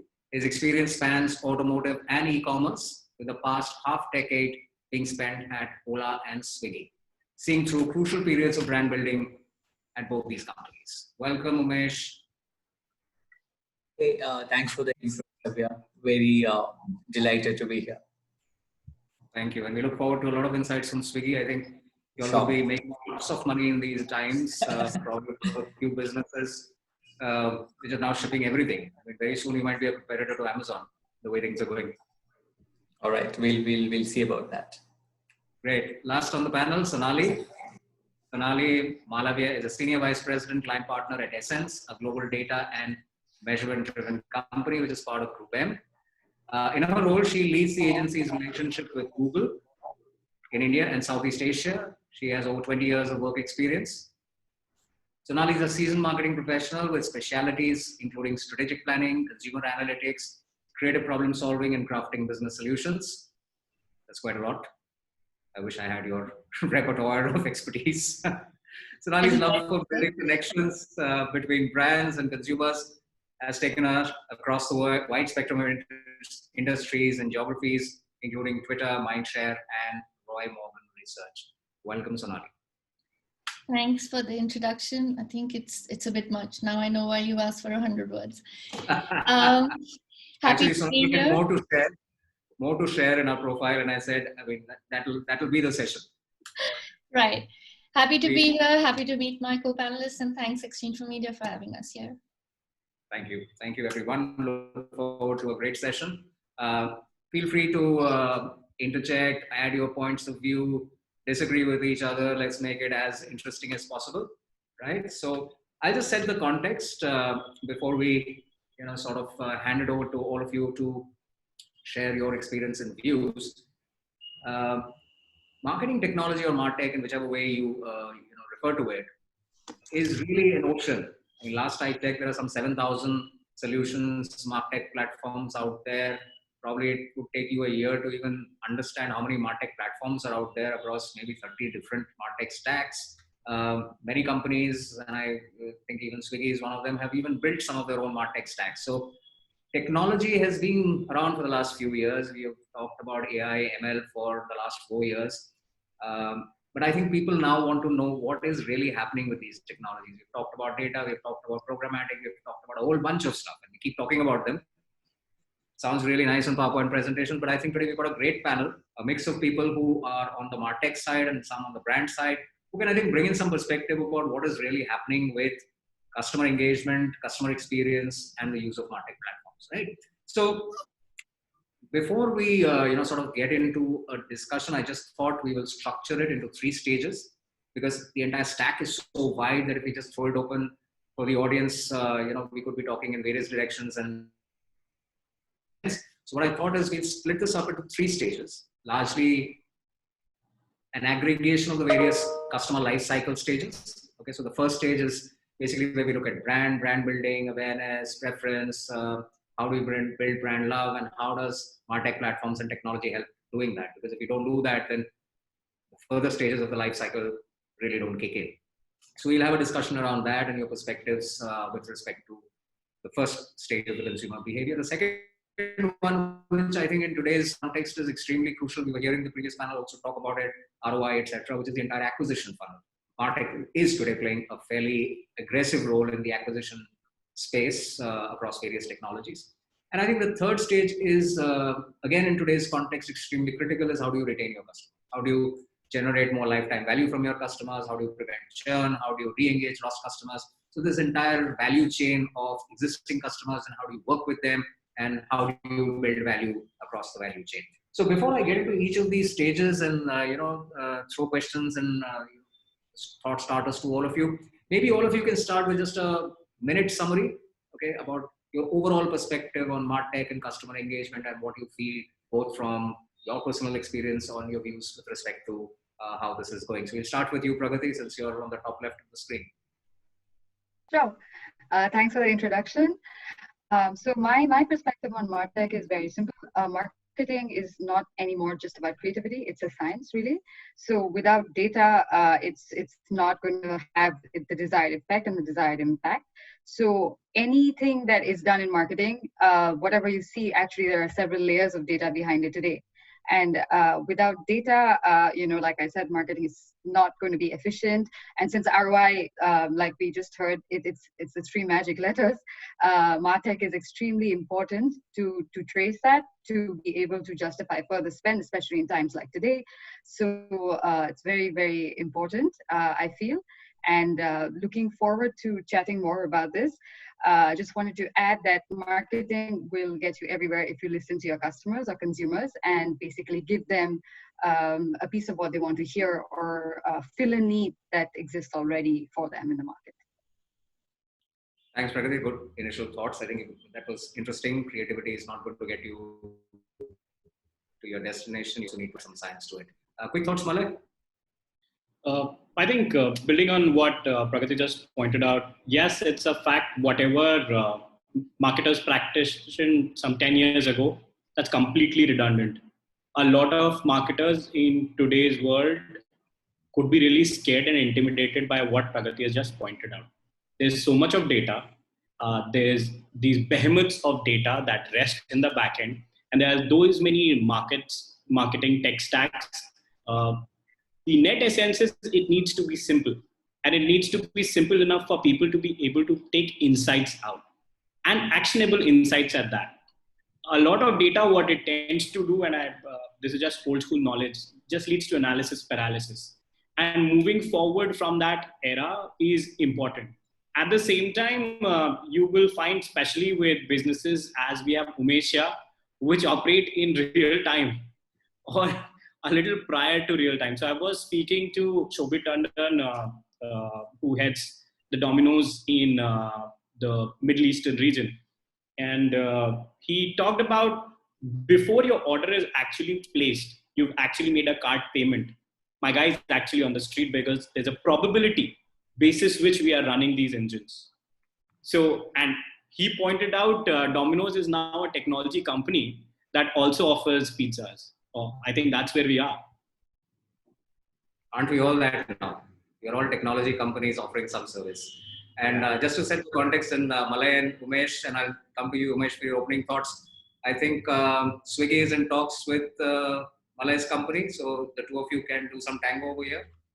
I think it's well post that stage, and I think we're on closure or implementation actually. Yeah. We are at the implementation stage now. Yeah. Yeah. So the two of you can share joint speaker from client and solution partner perspective. We'll come to that later. Umesh, opening thoughts? I mean, a wonderful topic. I think there was a time when anything which is data or marketing technology was treated like backend. You know, it was treated like an execution piece, and your leaders wouldn't even want to hear you, right? Very often there are like certain top line strategies it wouldn't execute on ground, right? Luckily, thanks to a lot of technology providers thinking through both from client end and consumer side, I think over the past half a decade, especially, the solutions are brilliant, right? They speak to each other, they integrate well. And I'm delighted to see that in the perspective of marketing leadership, now technology stack conversations have started coming back. The share of discussions, maybe 3-4 years back on technology stacks would have been very, very feeble, versus now there's that switch. People realize how tech is both your strategy and your implementation, right? Without that, there is no branding, there is no marketing strategy. Yeah. Excellent. Great thoughts, Ramesh. Sonali, quick words? Right. So I think it's up to me now to be the voice of dissent. I was hoping for some support somewhere. But going back to what Pragati said, I think while I agree that it's become a lot more of a science, but I think it's also really important that while everybody is suddenly in equal parts intimidated and in awe of MarTech as a concept and wanting to jump on the bandwagon, a couple of things come up. One, we're at the best place today, and we're poised to actually take the most advantage of art and science. Saying that creativity does not play a very important role still, I think would be a disadvantage to our brands, especially since everything is starting to look the same, because there is that human intelligence that does power everything we do and does power the technology that we go with. And I think so that's one broad thought that my head is going into. I think the other one is really important to see that with so many, and you just touched on it, Sabya, when you said that, there are more than 7,000 solutions. And I mean, anywhere you look, it is the most cluttered space to be in. So more than ever before, it's really important today to know exactly what you're going after and what are the desired outcomes you have, because it's so easy to get intimidated by this world. And MarTech is not cheap. So investing behind the right tools and technology is the single most important thing for us right now. So I think in my head, a marriage of art and science, and we're in the best place ever to actually leverage both, as well as knowing what you're going after rather than jumping headfirst into it. Thanks a lot, Sonali. You just saved my job. Maybe a bit of creativity with science is still relevant. I was getting a feeling that we should shut shop and let go of the office. But I'll come to you then on exactly what you just said. So let's focus on stage one, which is about building brand love, and you brought in a different point of view that creativity is also important, right? So in your view, creativity and messaging powered by data, how do you see this entire space of creativity now being data powered, if I may use that word, if that's the right way to put it across, or how is messaging now data powered?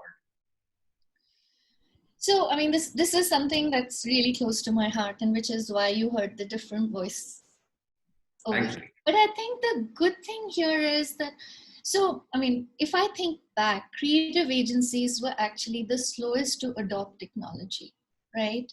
But we've also realized how powerful that technology can actually make your creative, because it isn't a one-size-fits-all solution today, right? It isn't about data, and analytics today allows us to cut our audiences in many different ways at scale, to figure out where these people are, how to target these people, what is the best way to start eliciting a response from these people. And the intersection of both is actually the most important thing to do. I did touch upon it to say that, technology without creativity will have all our messages look exactly the same. And at a time when differentiation is so limited, with a lot of brands actually providing the exact same solution, there has to be something that sets it apart. And I think that's where the intersection of both could actually make a big difference. Also in terms of how you infuse or how you build relevance into your message comes from a lot of insights that technology powers for you. I'll give you an example of Google Maps, and I don't know if any of you guys have seen that creative. It actually has won all the awards that I know of. But I think the most powerful thing about it was our task was to encourage adoption of Google Maps, and it's not today, it's about 4 years ago, when Google Maps was just something that people had and they were intimidated using it. They didn't know where to start. They didn't know what the blue, yellow, red actually meant. on Google Maps. At that point, taking signals from both consumer behavior as well as real-time data to say, for example, on the most congested Mumbai roads, what we ended up doing was making it a multi-channel experience and actually putting up large billboards which had real-time powered data to say, this is what Google Maps could do for you, which was these huge billboards which had real-time maps to say, up ahead, you will face congestion, which will delay your journey by, say, 45 minutes if you're going on to say Carter Road or wherever you were going and wherever that road led to. Instead, you could take this detour and it would save you the time. We did that in many places across, and I think the power of the messaging was that it was a different way to communicate. It was taking a message, and in the previous panel, they talked about saying, don't disrupt a consumer experience, but become part of that consumer journey. And that's exactly what we did. At a time, the consumer was most frustrated with what was going on. A solution was offered to them. And the numbers speak for themselves. I mean, we had the biggest uptick possible. And of course, then it was scaled all over India. It was just a trial that we had done in Mumbai, but it was such a big success. And that brings me back to saying that this had everything. This had creativity, this had technology, and the intersection was what made it more relevant. Excellent. So I think we all remember those large Google Maps hoardings, and it was all over. Pragati, since you come from an experience of listening to conversations, and I think today, even in the previous panel, we talked about that. One of the MarTech stacks that has evolved from just being listening for ORM to listening for insights, product ideas, and a whole bunch of other stuff. I mean, since that's what you do for a living, how do you see consumer insights coming out of conversations being a big part of the brand building and communication part? Sure, thanks for that.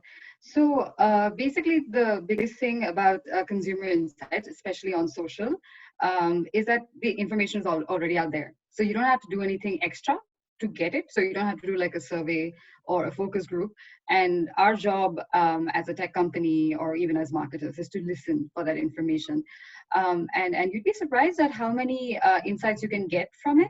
So just as an example, if you're a B2B customer or a B2C customer, you kind of, at the end of the day, have similar ways of expressing your opinion. So if you like something at a restaurant, you will say something good about it on TripAdvisor, or if you don't like it, you will say something bad on TripAdvisor, Google reviews, and it'll be the same for B2B on a platform like G2 Crowd.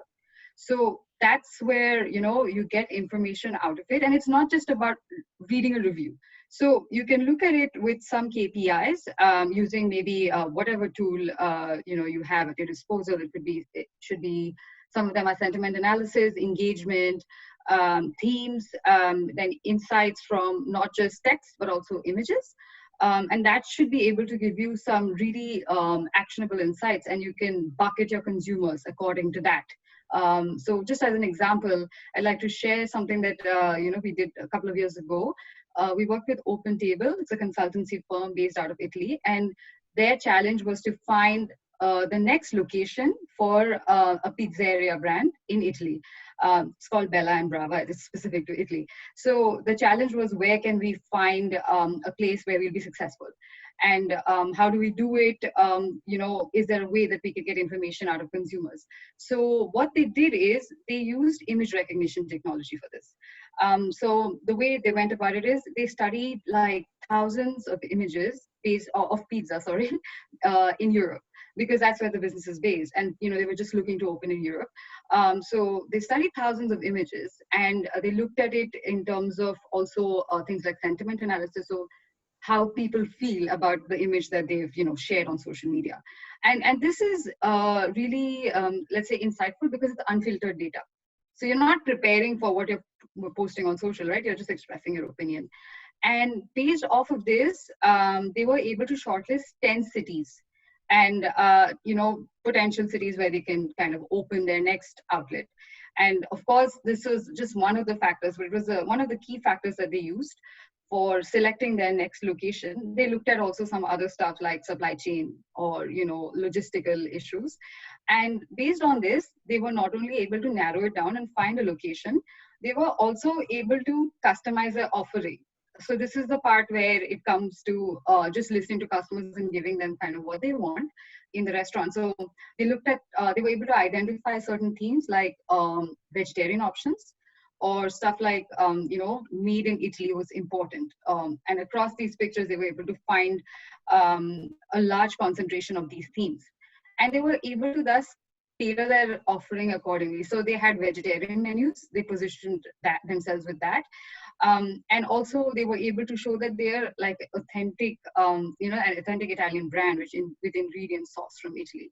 So that's just an example of one of the things you can do using consumer insights. And just the fact is that as marketers, it's just our job to listen. So it's kind of easy to do. So that's just one of the things you can achieve with this. Excellent, Pragati. Next time I'll be careful when I post a picture of a pizza. I never knew you would take my pizza picture and do so much research on it. That's very interesting, really. But one of the things, which I think brand marketers always look at is the effectiveness of measurement. When we are building a brand, we want to know whatever activities that we're doing, whether we are looking at pizza pictures to decide where we want to open a store, or we are looking at any form of data or creative. The effectiveness becomes one of the factors that everyone looks at. So Umesh, I think, is in a business where effectiveness is critical to growth and survival. I think it's a very cutthroat segment that you're in. So I'm sure you have some perspective on this. Sure. Definitely a very interesting topic. And I just want to add on that to something that Pragati was saying. I look at my social media listening tool, and even today there are people abusing pineapple toppings on pizzas, and that's usually the conversation that we can see. All right, so coming to food delivery, it's something that is, people relate to a lot, and it's like faith, right? For Indians, food is like faith. Home food is supremely important, and when we are, as a brand, pitching to them, we have to be very careful around how we navigate. So we could be very creative in our storytelling, and we could test it umpteen number of times pre-air, but it's only when it actually goes out in the market, and let's say people see it through a TikTok versus seeing it through TV versus seeing it through a personal mobile phone, the way people react to it is very different. So even if it's a pure play creative execution, we try to get a real-time read in terms of how people are reacting to that creative, and we kind of marry it back to the media deployment of it. So we never think of it as just digital or TV. We try to be omni-channel. I may use a solution like Sync.io or Zapper to understand who may have had a greater probability of having seen our creative, run surveys, and try to get real-time answers in terms of how the creators are performing, right? Is it rubbing people the wrong way? Is anything unfunny, funny, etc.? So you may have seen our creators also have a lot of humor, which means that you can't show the same joke, you can't tell the same joke thrice. So you have to be very prudent about not only how people react, but how much are they exposed. So the media metrics are also kind of like measured quite a lot. Now we, when it comes to, and something that we fundamentally believe in is that this testing, and people could call it, let's say, a split ratio test or an A/B, it is something that we can even such tests which are more technical in nature can be even adopted to our CRM systems, for example, or digital channels. So whenever it is not omni-channel, we kind of go towards more statistically sound methodologies of understanding how it behave, how it has worked out. And we make the marketing stack in a manner such that it is able to segment the data quickly, set up the right kind of A/B experiments, and are friendly for even an executive to, who's on the platform to understand that, okay, there's a negative reaction and how we can potentially push the right communication to the right audience. So I think one being, understanding the consumer, how he thinks, both in terms of the creative route and what it means, or how many times is this creative being delivered to the customer. These two are things that we look at from a customer end. Whenever we set up measurements, the tech and the setup, we always look at how flexible is it for anyone in the system to react and change it, right? And therefore we make sure that the plans are not written on stone, but we remain flexible to change our media plans and creative mixes as required. Sure. Great, So that's interesting. Are these tech stacks something that Swiggy has built, or is it something like clever? Yeah.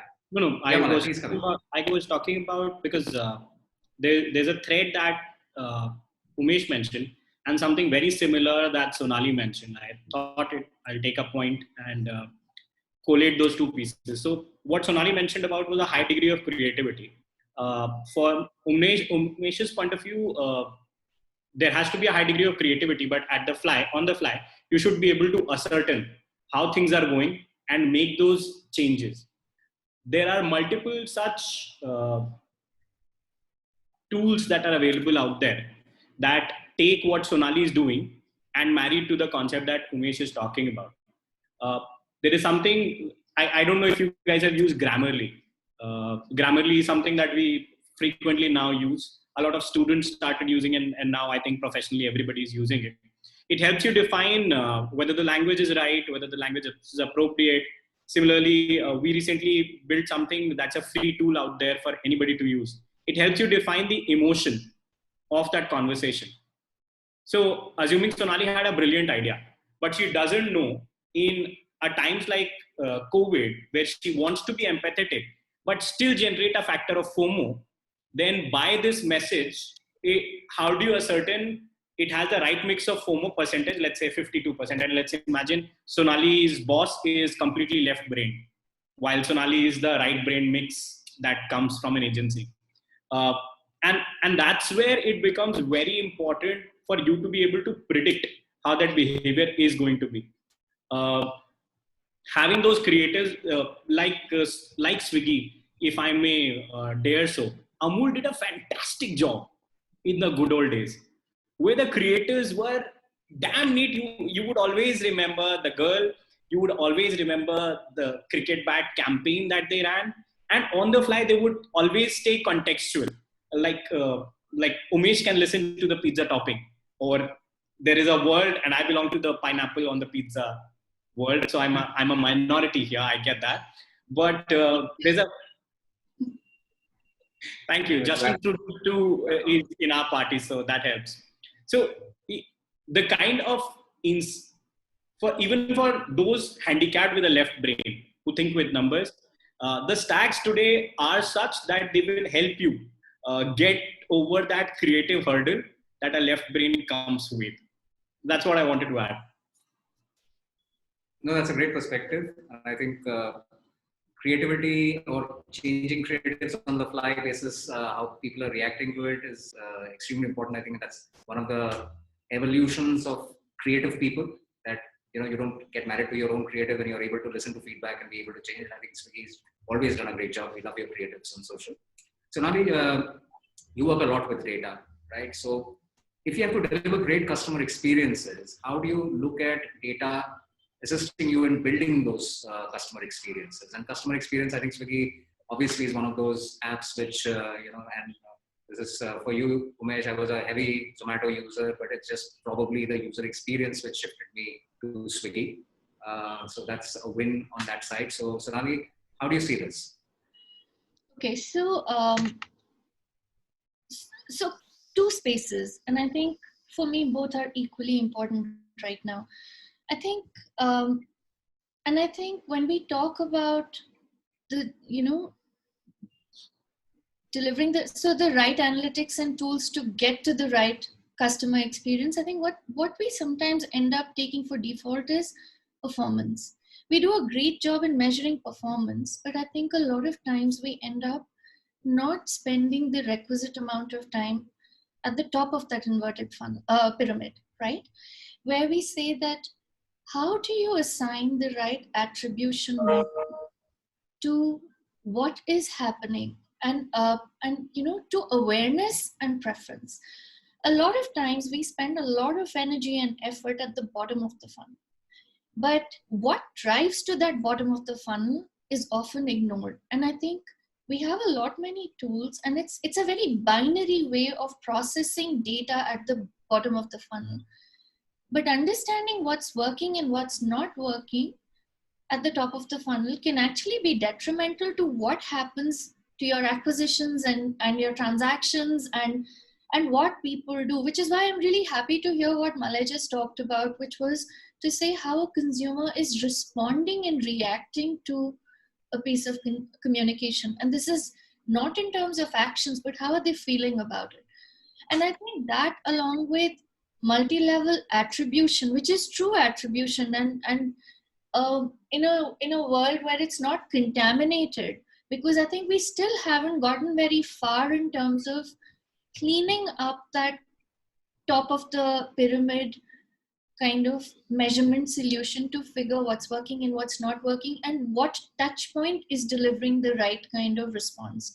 So that's one space. The other one that often a lot of, and I think that comes from an old mentality of saying that, you run a campaign, 6 weeks later the campaign finishes, another 6 weeks you take to process what happened, and 3 to 4 months later you figure out, hey, this is what happened. By that time, you've not only finished that campaign, but you finished the next one, and you're probably at a stage that you can't impact the one that is currently happening.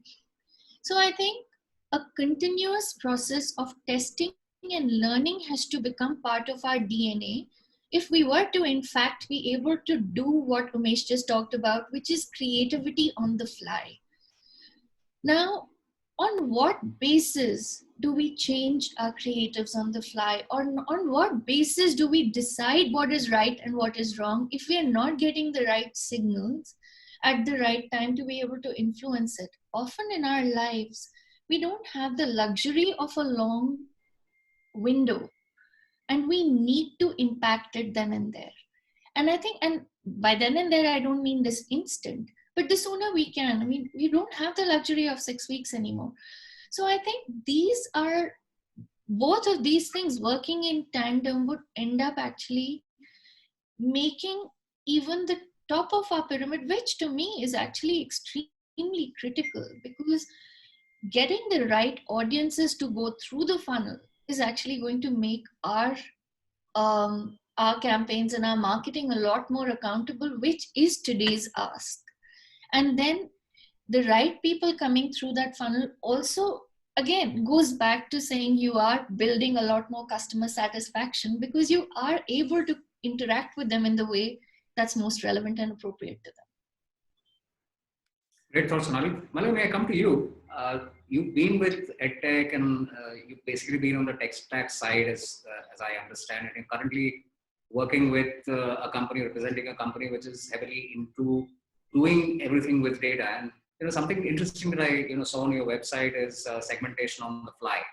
I'm sure a lot of companies can benefit from using all of that analytics, data, etc., to be able to deliver great experiences. So, stage one, your thoughts on how you being a part of the tech stack space, a player in the tech stack, how do you see companies like, let's say, Swiggy or anyone else benefiting from all the solutions which are available on the brand analytics and brand love building space?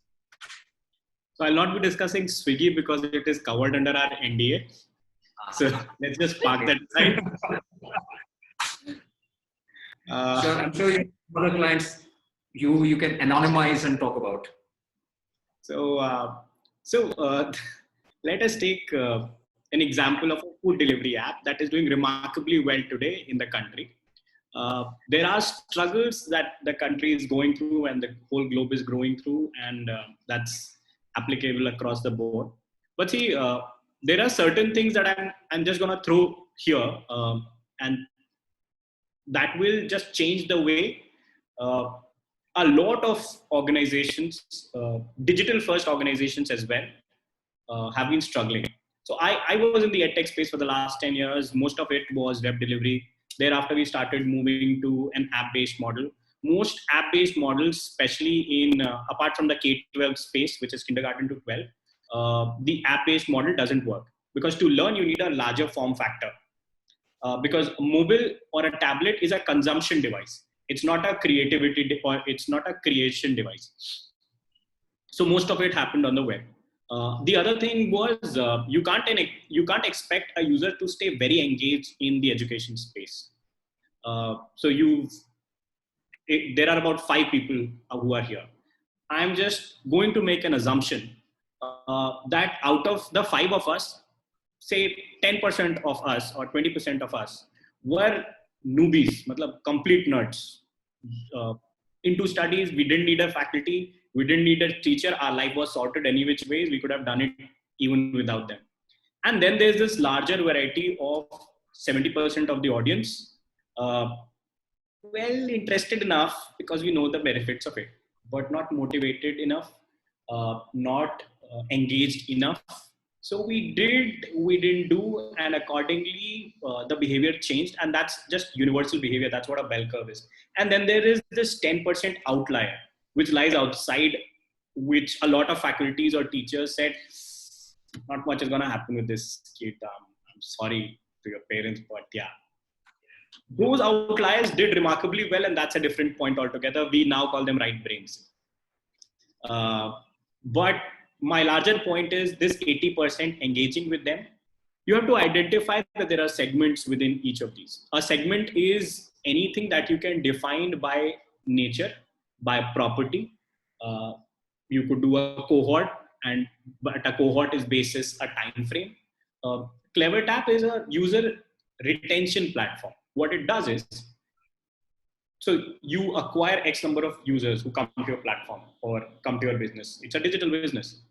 They come and stay with you. They either land on your page and somebody like an Umesh ensures that they do a login.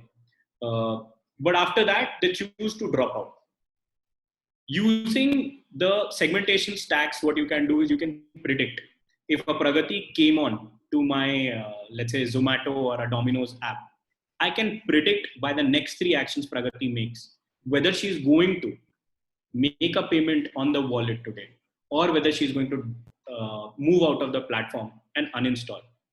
How frequently am I expecting a Pragati to come to me? And basis the number of profiles and the segments using the AI engines that we put into play, the machine is able to establish basic behaviors for Pragati. That's what a stack does for you.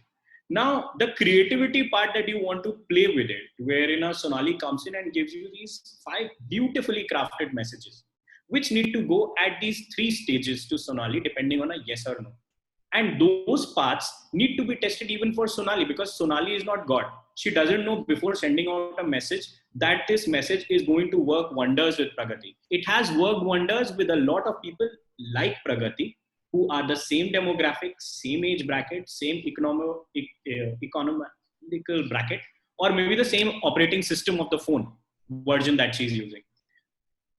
Basis this, you are able to drive sub-segments. So, okay, Pragati liked, and I'm going to go with pineapple pizza. We were a minority. Let's see if I can convert more. It's a lovely topping. You should definitely try it. And if she did, can I upsell or cross-sell various other recommendations down to a Pragati, which may make a lot of sense to her? A roll with pineapple in it, for example, which only a small subsegment of Pragatis like, and not more. And accordingly, also be able to, there's a lot of science that goes behind it. And the most loved piece that I love most about in our engagement platform and the kind of stuff that we do for a lot of people is the recency frequency monetization metric. So how recently did Pragati come? How frequently does Pragati come? And how frequently and recently did Pragati make a transaction with us? I'm saying too much of Pragati, don't take it out on me later. But it could be any for that matter. Trying to do some kind of a tie-up between the two of you. Let's say Sabya there. So how frequently? I'm out of pieces and pineapples. So assuming a Sabya comes really frequently but doesn't engage or doesn't transact. So that means he was a loyalist but is not a champion for me. It's easier for me to move a loyalist to a champion. But assuming Sabya was frequent but has not been recent, then that means Sabya is about to drop off on that 3-dimensional matrix for me. Then Sabya is the first person I need to ensure that I'm able to retain. Imagine this, Sabya. Every month you are bringing in 100 people onto your platform. And every month, let us say you are losing 90% of them. In gaming, especially gaming vertical, this happens within the first 3 hours. The second iteration round happens within 3 hours, which means people will just delete your application or will stop interacting with your application for time, and which means you've lost these people. Assuming you are able to build those segments and identify in real time what they do, which is where which is what is the problem with MarTech stacks. One thing does great analysis. One thing does great communication, creativity, you can write messaging. Third piece talks about, okay, with an API, you integrate with X, Y, and Z, you run your communication boss, marketing automation tool. And the fourth thing tells you what your ROI was. And eventually you don't know at the end of the day what truly happened, which was my story in EdTech. By the time I would reach out to these people, they say, buddy, we've moved on. This isn't what we want to do. Because my analysis itself would take these many days, and the marketing automation stack folks are going to tell me, these many mailers are already scheduled, buddy, you'll have to wait your turn. Working all of this in real time, for somebody like me who passed out of MBA 10 years ago, I kid you not, it was magic. I think that's what it means to a lot of people. It has changed numbers for Dream11, who Dream11, if you've heard of, is a customer of ours, and I do have the permission to talk about it. They were able to have a 7x win-back campaign, wherein the number of people who churned out of the system, they were able to bring back onto the platform again. And then there are engagement metrics that we did with Hotstar. There are time to live segments, assuming Swiggy decides to do a sale. But this sale is limited for the next 30 minutes only. Or maybe Domino's had these extra pizzas that it made, and it wants to put out a flash sale on, say, Swiggy, and Swiggy decides to power it. But the only way for it to work is within this 30-minute window. Anything lesser or anything more is not going to work. And hence scalability and reliability are key. But there's a lot of magic that can happen with these stacks, with the right set of creativity, of course. And I guess with also the right set of people managing the stacks. Yeah. Sometimes those are white elephants that keep sitting and you wonder what you really bought them for. Okay, let's move on to stage 2 and Exchange for Media team. If there are any questions, please have them sent across to us. We'll try and take them along the way and not make it into things only that we want to talk about. Coming to you, Umesh, we now move into acquisitions. And I think for a food delivery app, acquisitions will probably be as important as retention, right? So what is your view about acquisitions using programmatic? I mean, everybody talks about we are doing programmatic. Some of the clients, when we talk about what you do with programmatic or DV360, they say we run video. Is that what programmatic is all about, or is there something more? And maybe the other panelists who have a view on this can also come in terms of how we are using the tech stack as far as acquisitions are concerned. Sure. I think acquisition for us at least is something that's of very, very high scale. Right. And I think all the environments that I've been part of are really, really massy applications and it's meant for the general audience, and anyone and everyone could use it and use it every day. Right. So for me, I've always been part of systems where there's a rapid push for scale. Right. And whenever you are all out on scale, especially on performance, you tend to underplay the role that predictive analytics could play. Maybe obviously you can't segment your audience and go after them, but in your performance space, can you at least use, let's say, a good, like-to-like audience with the help of the right seeding, right? Can you bring in a bit more customer intelligence to understand who's the one you can, who's the best for your acquisition? Something that's largely the pure play performance side of it. On branding, definitely the importance is that assume you're still building the top of the funnel. That means you have to be a relatable brand to the customer. Therefore, the personalization has value. By that I don't mean addressing Sabya or addressing Pragati or addressing Malay. It's more on understanding what's the kind of persona the user is from, and kind of like potentially giving her or him a creative that works for them, right? And now just marrying it back to what Sonali was saying, it's key that we build a stack that will help us understand the conversion path. Very often teams work so much in silos that if you ask the company, they have no understanding of conversion paths. Now it's a tough ask for Swiggy because, obviously it's such a high engagement category, and very high volume. But if it's industries like ed tech or luxury buying, the conversion path, the value of it will go through the roof, right? So a lot of your attempts at performance for acquisition or branding for acquisition could benefit a lot by understanding these aspects and bringing them in, right? And something that we always did from the beginning is marrying our programmatic platform to the data management solution right away. Not only at with the data management front, but in terms of all the, for example, Google's cloud for marketing solutions. We brought them in so that there's a bit of intelligence and learning that's continuously in process as we run our campaign. And there, of course, where one should show the willingness is to go talk to your technology partners and ask them for things that the market currently doesn't do for you, right? Very often we look at a product and see, okay, you know, it doesn't do this, this feature is not available. Therefore, you kind of let it go, right? Versus working with partners, very often in betas, giving them that flexibility to experiment and learn could help you bring a lot of these practices into your acquisition and branding.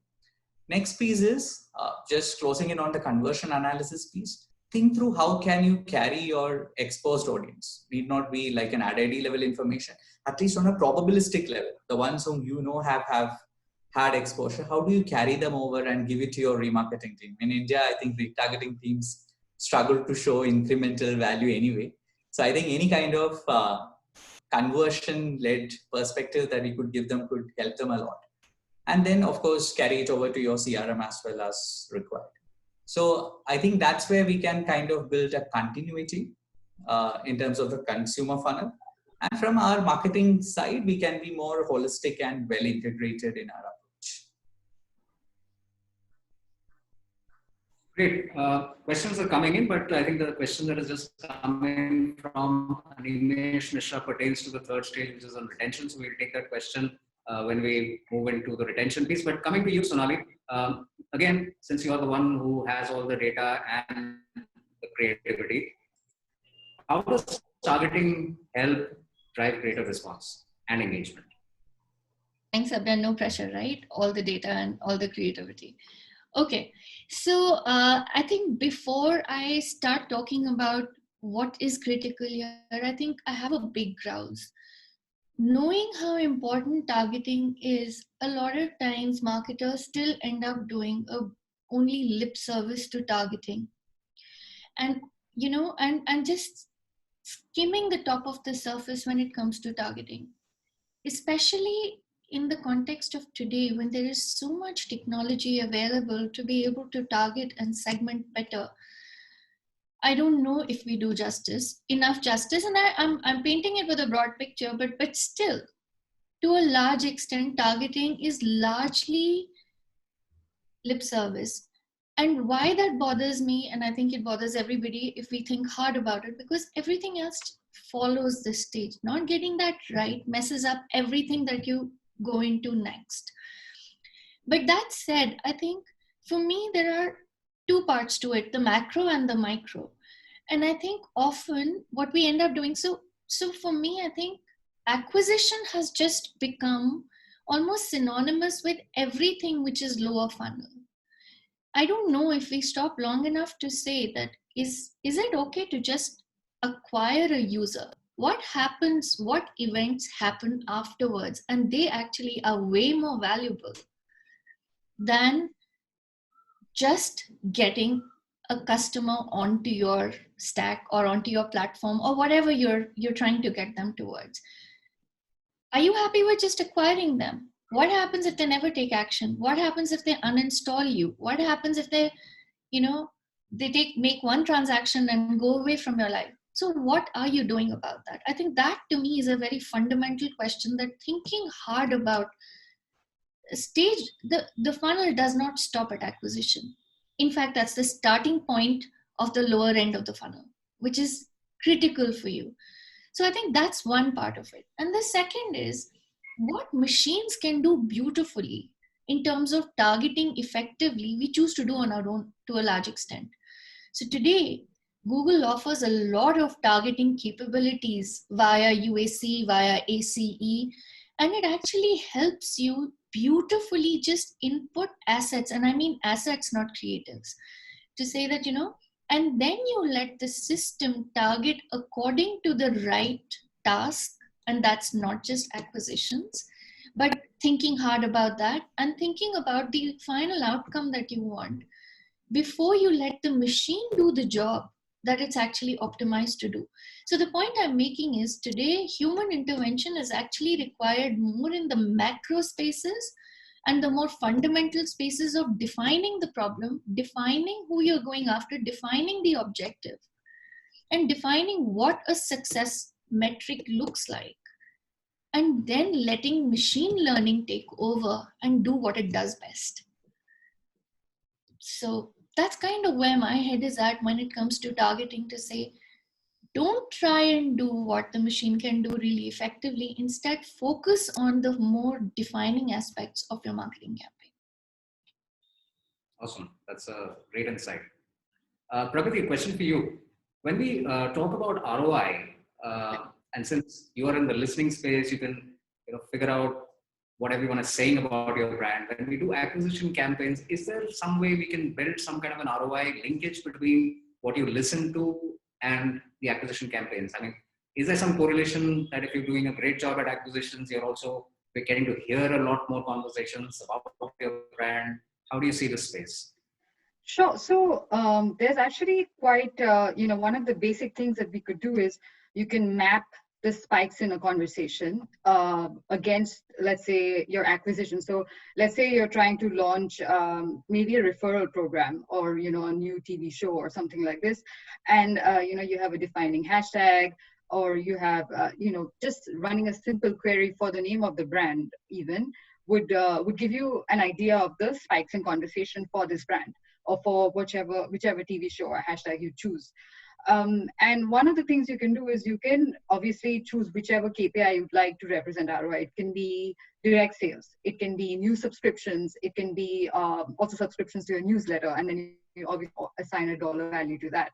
But mapping the spikes in conversation against basically the number of new subscriptions during the same period of time will be a very simple way to a simple and basic way to figure out the ROI of your efforts.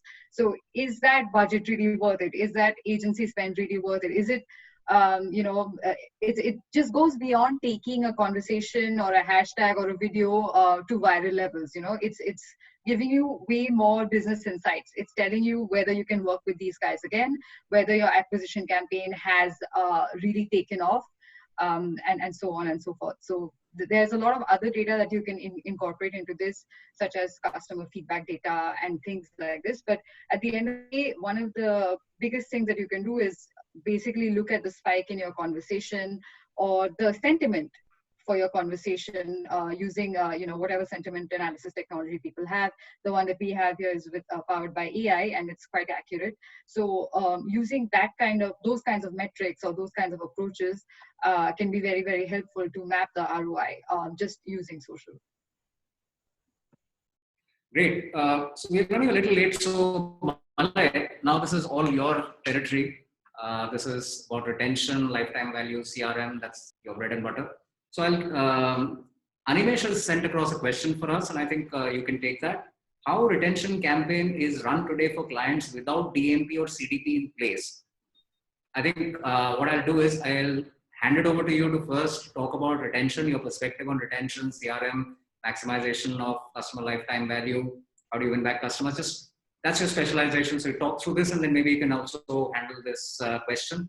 Without DMP, I guess we can still run retention campaigns without DMP. Everybody's not ready for a DMP. And I'll come to Umesh after that. We had a conversation about when is the right time to move into such platforms as DMP. First, you get your first party data in place, clean it up, and jump into DMP straight away. There's a lot we can do without a DMP as well. So all yours, Malay. Please feel free to share your perspective. Sure. So number one, for a lot of people out here who are listening into this, the reason why all of us are talking about retention and it gets so talked about is also because of the propensity of a retained user who's interacted with you once to engage with you the second time is way higher. And I'm going to throw this number at you, which is from a 2017 study at Harvard Business. I'm sure the number may have changed somewhat, but hopefully for the better. So they have a 65% higher probability to make a purchase with you again if they have purchased once with you before. Obviously, assuming they've had a not bad experience with you, which is where an NPS comes in very handy, which I also see is one of the questions somebody is asked in the chat window. Yes, so you can so answer both of them together. Yeah. No, I will not try and answer the NPS. I think I'll stick around with the fact that retention plays in heavy because it helps you build engagement, because retention eventually comes from what? Engagement. Engagement comes from what? Exactly what Pragati talked about. Listen to the people. Give them a very personalized experience. So personalization is a word like MI that is loosely thrown everywhere. Anybody who talks about personalization, anybody who talks about AI and ML. But the contextualization and from data to insight is the larger piece which is critical. A Sonali cannot bring the beauty of her creativity to the fore if it is only driven by a chunk and silos of data. They need to talk to each other. When they talk to each other, you know a Sonali likes a black scarf only when she's wearing red heels. But when she's wearing a red heels is when she prefers a Gucci and not a Versace. And this is the kind of personalization when you engage with a brand is when loyalties are built. That loyalty leads to stickiness. Stickiness for everybody out there is the daily active users divided by the monthly active users, which means they engage with your applications at least once in that time window that I've talked about, daily as well as monthly. Is higher your stickiness, higher your retention. And the way the retention goes up, and this is the important bit. I wish I was able to share my screen to show you guys a graph. But essentially, if this is your y-axis and 100 users is what you acquire month on month, and assuming month 0, you are at 100 users. Month 2, you acquire another 100 users, but you've lost 90%. So where are you at? You are at 111. And the way it keeps multiplying, it becomes an asymptote, a parabolic asymptote, but an asymptote nonetheless. An asymptote is a curve that never meets the 0 line. This is a reverse asymptote. An asymptote typically falls flat towards the x-axis, but instead what's happening is every time you have a multiplier of a 0.1 of retention, and hence your number doesn't grow. So you will stick at 111.1, 111.11, 111.111. All the money that you're throwing at acquisition, which is where the top of the funnel starts, it doesn't grow unless you are retaining people. So you need to retain more people, and at the same time, then only should you start investing in acquiring more users. Otherwise, all that money goes down the drain, which is the reason why today's growth marketers, and not the ones that passed out of their MBA classes with me, appreciate retention as much. Because minus this, there is no math in the world where I would be allowed to spend a nickel or a dime. That retention is critical. And then over a period, understanding what a customer lifetime value is. From retention comes customer lifetime value. For a Swiggy, I'm a super powerful champion user. Also, I'm in love with Swiggy. They started out in an area where there was no food delivery. And that was the only source of nourishment for a really, really long time back in Bangalore. Because I was stationed in Jalahalli. So that's a offshoot, but that's the only. So you understand, because they nurtured me through and through, and they gave me recommendations that made sense to me then, is the reason why I found value in them and not another platform. So I stuck around with them. And over a period of time, this monthly incremental or daily incremental value that they get from me is ensuring that they have a champion in play who spends, say, above 200,000 rupees with them every year. And accordingly, they will be able to identify these are the champions that you want to go after for a referral program. So a lot of offshoot comes right through that starts at the beginning of the funnel with engagement and onboarding, but then takes you all the way to a retention, customer lifetime value, and eventually a brand loyalist who will go out there and put a great word for you. And that dear listener, is where NPS comes in handy. Had a food delivery platform not given me delight, I would never be where I am. Hence, all of these things go hand in hand. And what we often tend to not talk about is the product experience. And a product experience is not just that delivery came on time, the guy was clean, hygienic. Of course, that's the basic hygiene I expect. But my interaction with the platform has to have minimal friction points. It has to continuously experiment with what I like, what I don't like, what users in general like, and basis that take certain calls. It could be a yellow background. It works for Swiggy. Maybe it's a red background that works for Zomato, but they typically have to try out. And maybe for female audience, it works differently, and male audience, it works differently. And you should have that flexibility within your tech stack to make those demarcations, to give that personal experience. My 2 cents there.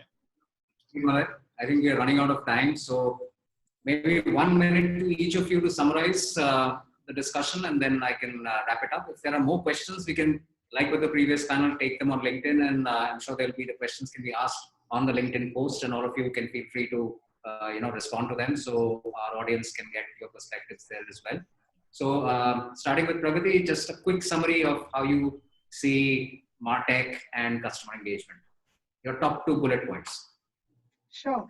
Since we're running out of time, I'll keep this short, but I think it's been a really great session over here. I've also learned a lot more about retention.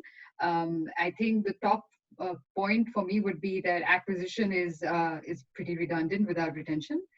So that was really helpful over there.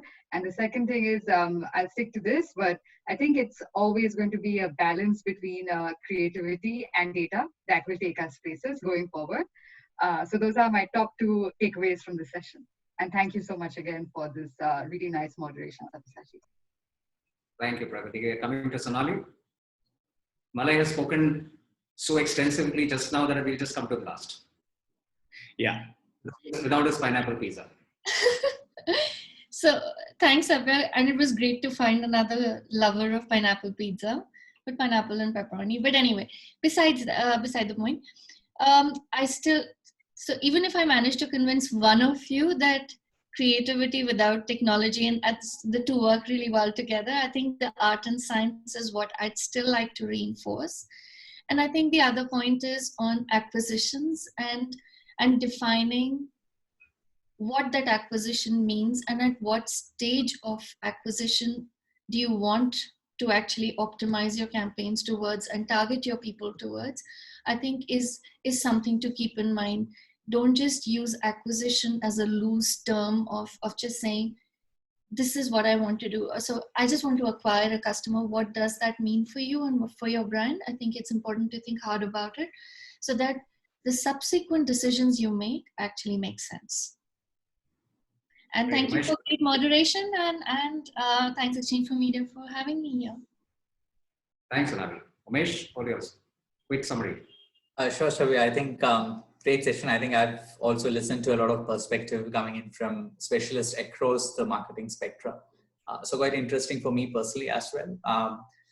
Something that I saw was, I think something we spoke a lot about. I think one is about keeping the customer in center and like making sure that you understand him and kind of build a stack that will work for your customer. And by that, obviously, what's the scale of acquisition you need, what's the rate of retention that you need, all of it gets baked in there, and the marriage is what helps. And also in the extremely crowded tech MarTech world, I think a lot of folks, I think I saw in some of the questions here as well, is that there is this desperation to go in and onboard every part of the stack. So I think we should also stay connected and stay rooted and be clear that not all of these should be onboarded. It's all about the growth stage, and then kind of marrying it to your consumer and how creative you want to be, and how personalized you want to be, and how does it sit in your overall P&L in the end, right?